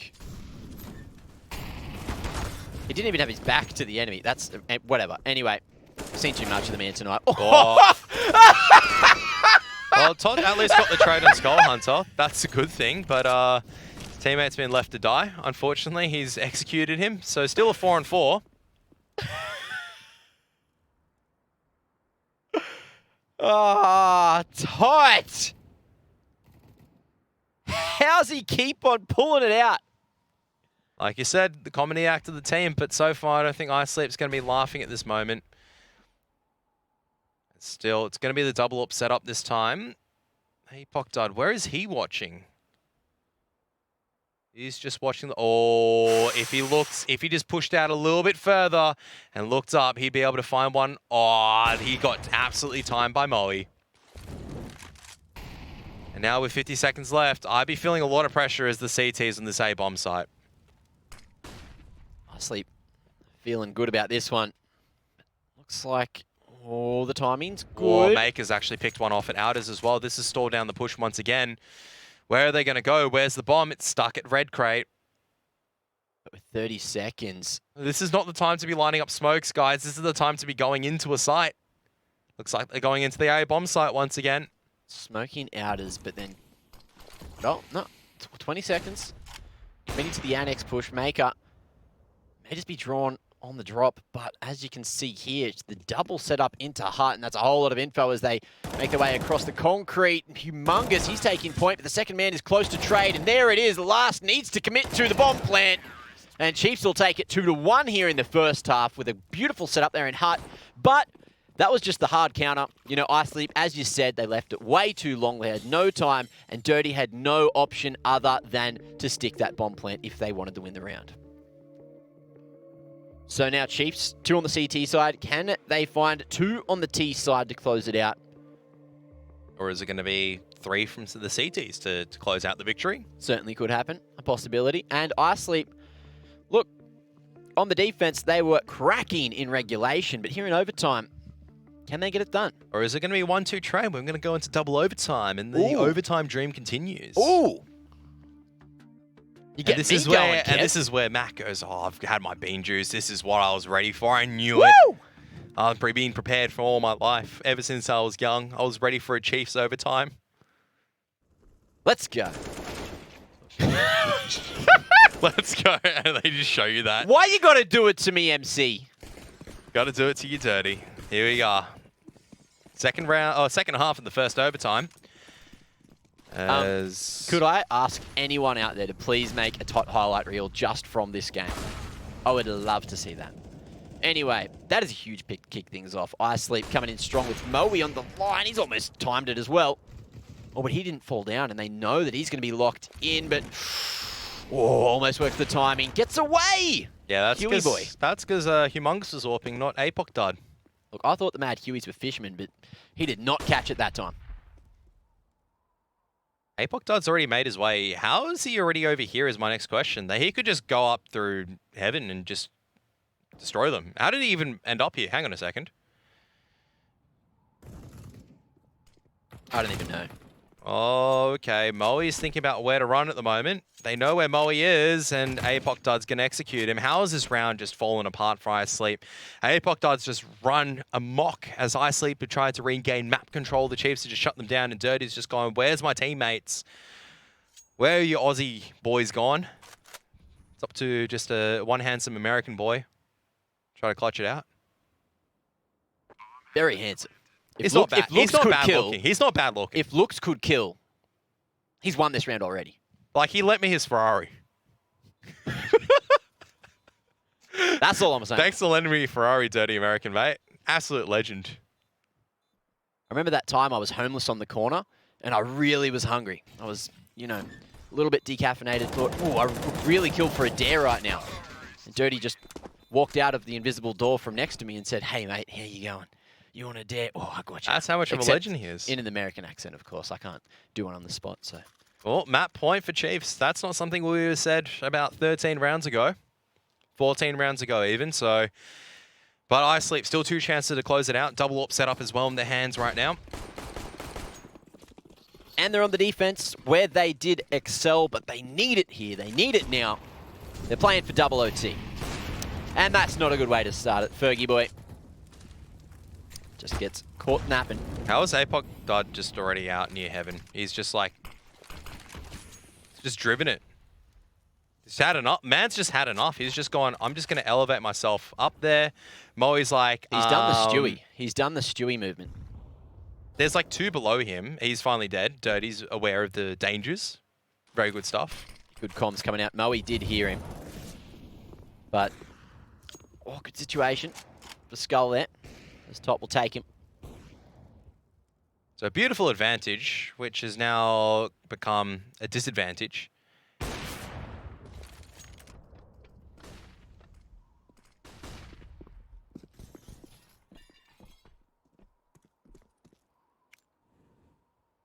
If Chiefs are to get back into the round, what do they have to do? And it's not that. It is that. Good trade, but trades aren't going to win it when you are a single man down. As Humongous works the timing, Tots made a whole lot of noise, and Dirty goes loud down the vent as well. Oh. Humongous wants more. Oh, he's too greedy, but he can call out where one is. He goes, Okay. all right, one's definitely aggressed into Squeaky. I don't know where the last is. Oh, Moe gets tagged up a little bit, and Jinx can't break it down to the 2 one-on-ones. Tot's just waiting for him. So, One round. Tot certainly getting a little bit of dumb luck as Dirty comes back up the vent for the timing. But there it is, 18 for 17. They're just looking for a little bit more. Tot still has a kit, so... I don't know what you're looking for at this stage, Moe. I get you that you're scavenging and scourging, but look how much money that all your teammates have.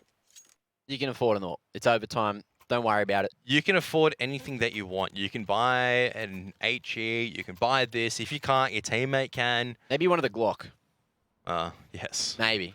I've always wanted a 9mm Glock in my arsenal to use against some highly powered defenders. Of course, of course, of course. Well, that was a real Isleep moment. I'm like, what are you doing, Moe? Like, stop. Just defuse. What are you trying to find? A SIG? Okay, outside of that, I reckon one was pretty easy to find. Last he's round. a family man. Look, he's just trying to care for the boys. Last round of overtime. Either we're going to double overtime or it's going to be a Chiefs victory. Only two scenarios. No such thing as an Isleep victory, unfortunately, in the first overtime.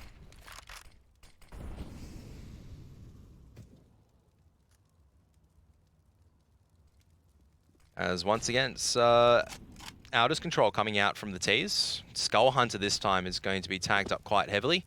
Still manages to make his way into Annex, or just trying to filter around the Annex smoked after he's been tagged up. The rest of the players looking to hit ramp room now. Good flashes coming through. Noisier doesn't hit the mark this time, but Moe's gone loud. And he's going to be mollied off as the reaction. Look how many players there are over towards this ramp room at the moment. It's just an absolute fray at this stage. They've rotated enough people over. Noisier just watching and locking down the angles alongside with Tot. Oh, strong positions, nice little crossfire, but the swing comes through and Jinx starts to open up the B site. And you can see Moe trying to make his way down as well. Jinx wants some more, but it is going to be the CTs fighting all the frags now, and there's going to be the two-man advantage for Isleep. Able to set up just completely for the retake. Flash towards Mega as Hugh wants to double back and gets spotted. Loses the engagement to Ferg, and Jinx is going to have to clutch it. That's double overtime. With an ace. I don't think it's going to happen, but that's a good way to start it off as the swing comes through. Great reaction from Dirty to get the trade on the Moe and Tot, and there it is. As you've stated, double overtime is the call. 6 potential more rounds to come. Kev looks so bemused right now, so unimpressed. He's not happy. Just wait, just hold, wait until maybe about, I don't know, 45, 50 seconds and full execute on A. It's a no-brainer for me. Just throw your mollies, throw your smokes, throw your flashbangs and just go in on it. But don't throw the game. Don't throw the game. Otherwise, you're going to have some very angry people messaging you on Facebook. Probably.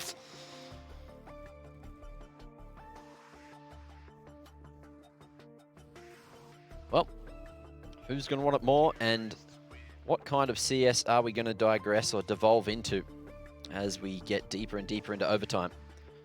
Will they run out of strategies? Will they just use the brute force in the end?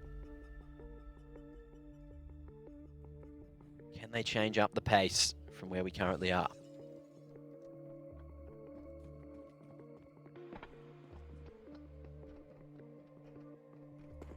Fish reckons Kriegs are the answer. Just Krieg things. What do you know? I don't think it's the Kriegers at the moment. I think it's just at the moment Chiefs just not looking too structured as a unit. They're going to have to wake up and think about, okay, how are we going to take this? Because we need 2 rounds on the T side. It's definitely doable. It's just more of, all right, how do we nullify the AWP of Moe? How do we get these opening picks? Because there have been rounds that they get the opening picks, so they can't capitalize. What is it that they need to do? Do you just slow down the action? Maybe fake out a little bit, keep enough utility for a late A-side hit, which you still haven't done? Which is pretty effective because then the CTs don't have anything to use. Late A-side exy rather than the hit. Yeah. Well, I mean, I use hit as an execute, so we're hitting the A-side. All right. Yeah. Okay. Whereas if I had said contact in, we're going in dry. No flashbangs, no smokes. Sounds like it could hurt, especially if there's a couple of CTs looking at you. It's got to shoot better than them. That's what it comes down to, Counter-Strike. Back to basics at the end of the day, and we are about to go live with OT number 2. All right, this is Macron and Karath going dark. Bravo 6 going dark. Ready for the long haul, boys. Strap yourselves in. We're in for a wild ride. Wild ride. Look, I'm done. I thought the bean juice helped, mate. Wild ride? The dare always helps.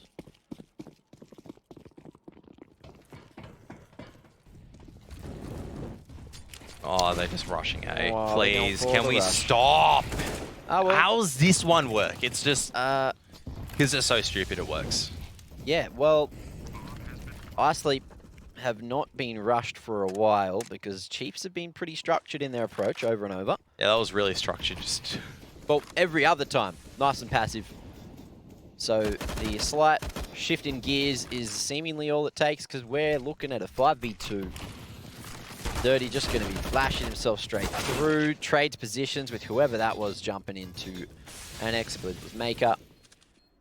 And it's up to Moe to maybe save the AWP. They got money for days, so they don't need to do this. fun fact, do you know that there used to be a thing called a PDG award, and do you know what that was for?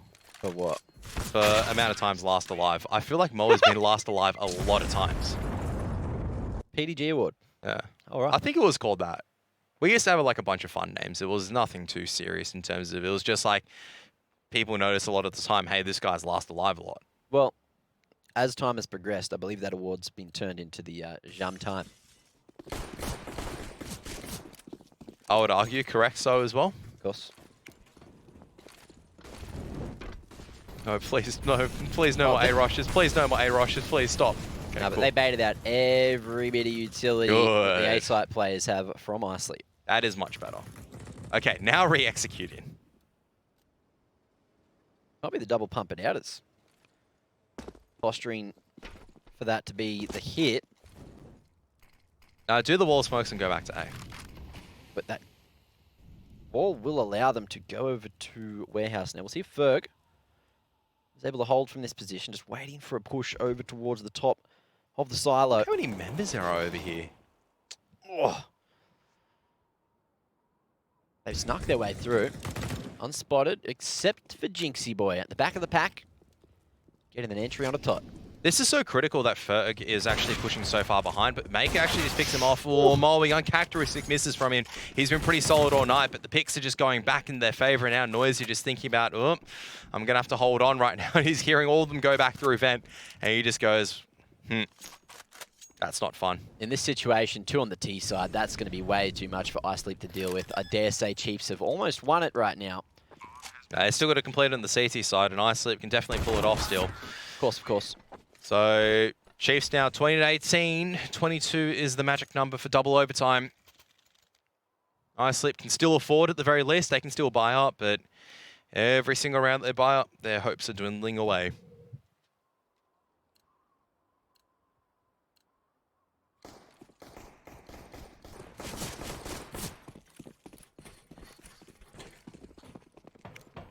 So once again, utility going to be coming out to the A bomb site. Throwing out the counter utility from the CTs, and this is where they're going to re-engage. So they're going to go for that re-execute onto the A bomb site. A lot of presence at outers, and this is going to... They go out an A now, this is going to completely kill it. And Dirty has no one watching his back. So with that, it looks like it is the A side encapsulated. Noisier here with the AWP from Heaven may just have something to say about it, but if he goes out, This that's a is huge investment, and he only gets the leg as well. The trade can't quite come through, but it is going to be the 2K coming out from Isleep. They managed to get the trades to work. Apoc Dud now going to be left alive as the flank from Maker is ineffective at best. That was a really weird straggled round coming out from the Chiefs. There was an execute and then Skull Hunter gets the first kill. No one's really in there and the round's over. So Isleep at least do manage to pick up one CT round. Noisia ended up having huge impact in the round with the double leg, just sending those T's so low, allowing Tot and Ferg to get the retake frags. And it's not even the retake, it was just like a late defense through smokes. If anything, an APOC dud, he's going to be stuck in the corner. Moe deals with him, and it's the 2-to-1 half. So, but the difference is they brought it back, and they will carry a little bit of momentum into the next half. Good news is for the Chiefs. Difference? Yeah, I mean, the good news for the Chiefs is they at least have 2 rounds on the T side. That's not what anyone else could do, so. Yep. It's been looking very CT-sided, as expected here on Nuke. But for both teams, trading it over, round for round, pound for pound. But maybe this is the difference this time. Chiefs were looking a lot better on their CT side. But I sleep. You sleep. We all sleep. Gonna need some of that soon, I reckon. I think we're gonna be seeing near the end of this map for now. I think that 2 rounds, as you said, is the difference. That will rely on Chiefs making absolutely no mistakes here on the defense. Now just happy to go for that default setup. 3 towards A, one of the outers won it. The ramps. Daryl May has actually picked up an AWP as well. Will this be the answer they were looking for? Skull, he's tried to fake the drop and waiting for some aggression there towards Squeaky. Maker on an aggressive tight line. Flashed off it and will maintain control as the jump comes back. He does get spotted. Looks like he's going to try to reposition. Ooh.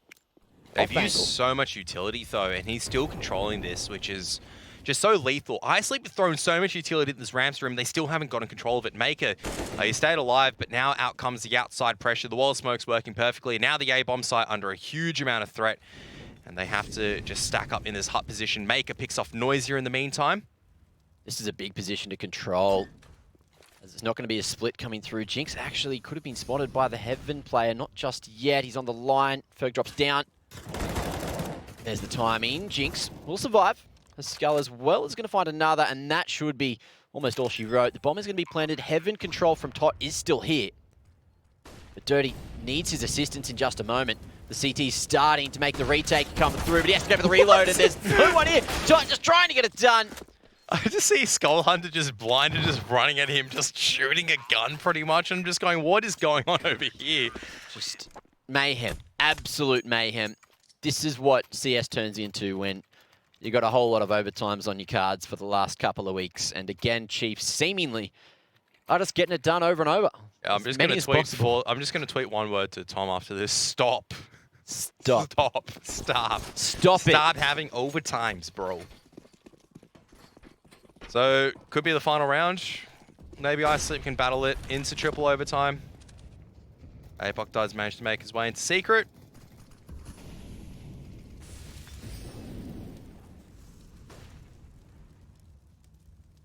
On a nice tight line, but nowhere to go after the shot. If the T's stay shoulder to shoulder, they are aware of his position now as he has had to dump that smoke.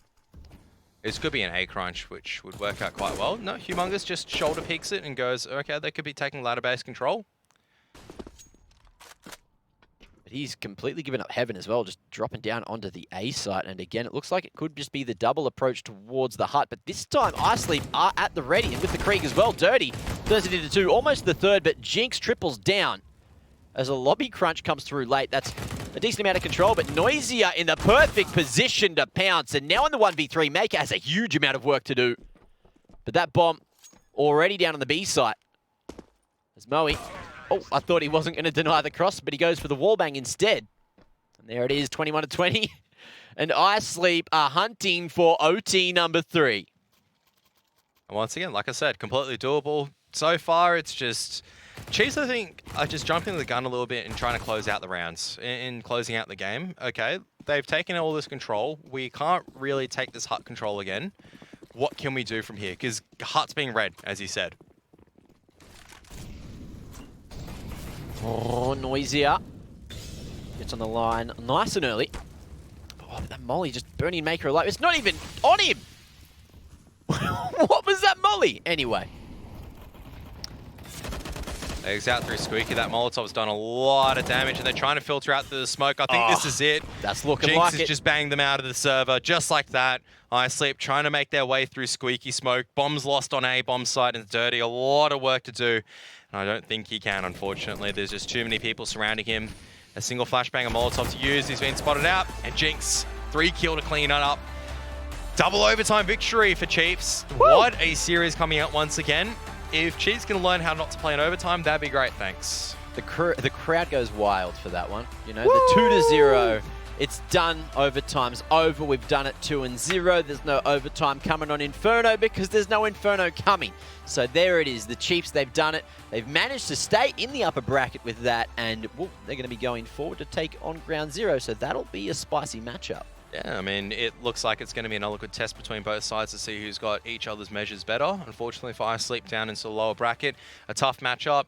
I think they did very, very well for themselves today. Vertigo, yeah, look, that was over. It was really short, 16-5, but Nuke gave themselves a much better showing. I would also argue that's because Chiefs, definitely not the usual standard that we expect them to actually play Nuke at.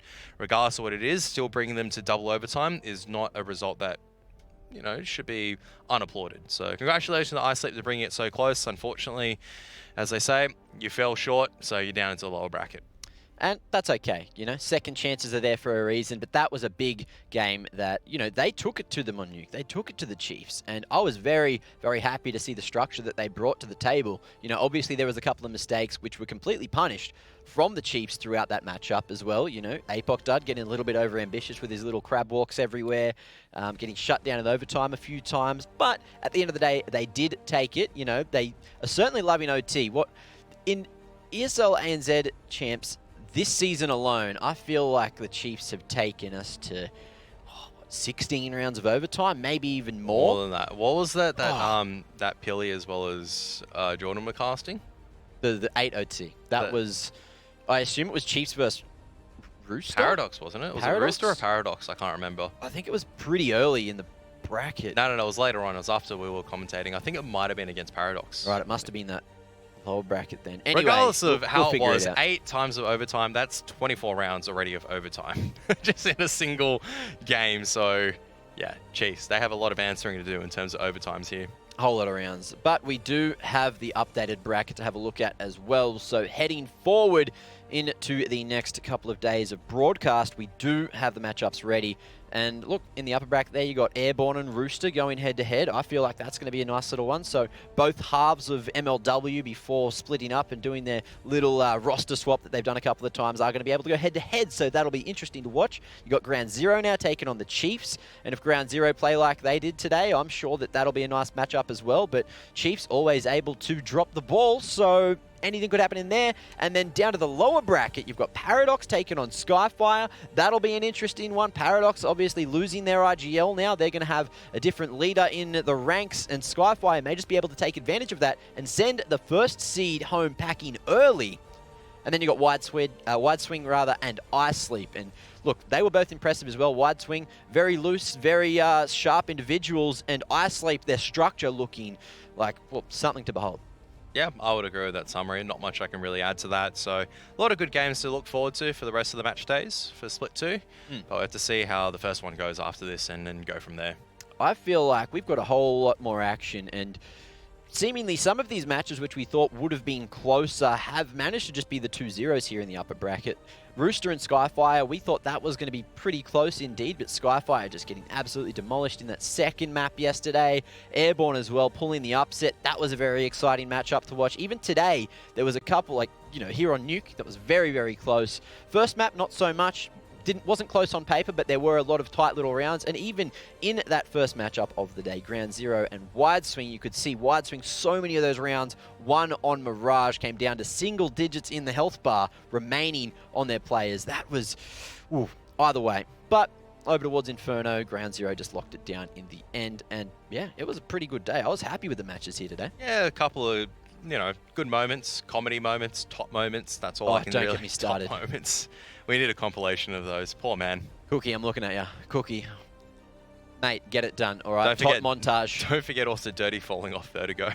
Beautiful. Just remind him every single time. By the way, did you know you fell off the map on a televised match? What on Vertigo? a chaotic day that was. Anyway, Kev, we are done. It's time for bed. You can go and get that sleep, which you've been asking for all day. I sleep. As can you all at home. Get ready for another day of action coming up around the corner. We're done here. Beautiful action found all day. And, you know, thanks for joining us. We love to see you, and we'll see you again soon. Don't go anywhere. That's a lie. I've said that a few times now. You can hang around if you want, but, you know, also, go have a nap. We'll see you tomorrow. The filter comes out of market. Manages to take a little bit of damage, and beautiful headshot found, and 2 HP. He just needs to land another, and he gets it done. Llamas couldn't land a single bullet. Burn.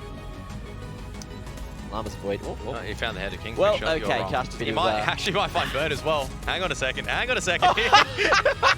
Make it really difficult in Void. Trying to fight off different angles, but Flix can't convert that aim deal. Now Void's in a lot of trouble, but he's still fighting, still staying, and then go from there. This is what I mean. Sure, it's an eco round, but he's just coming in. He's just slapping all of... Oops, has got the flash prime ready to go. There's the flashbang. Oh, the flashbang timing on it is absolutely... done position. There is Pairs assisting him with a SIG as well. Panic though, deleted by Void. Out comes the swing. I think they're running out of time. Llamas now. He needs Burn to clutch this one. Flicks around, but it's Iron to get all the work done. Now Burn here to try and I feel die. like they should have already contacted at bracket. Oh, but okay, never mind. Burn just kills everyone who's landed. He's not cleared. Oh, Burn. How does he... Cool shot. He's dead. He's in a dangerous position, but he still manages to make it work for a moment. Buys an extra amount of time. Aware of it? Then you're in big danger as Noisy just bangs 2 straight out through the... Come through, but Apod, he's on the line. He's creeping forward and doesn't hard clear the off angle there. But Noisy gets away with 2. That's the... And now he's on track for the ace as well. And he is going to find it. He's going to get the ace. Congrats. It's going to be fast straight through vent. And, oh, Skull Hunter lines him up. That is little old push come towards him before, but Tot has missed the... Oh, what the heck? He's alive! Oh, my goodness. Apod finishes off Tot. And, what a shot! The read was massive. To be cleared here, we'll see if Moe does it. Dirty on the line. He's going to line right up as well, and Skull... Oh, my goodness. Whatever. Anyway, seen too much of the man tonight. Oh.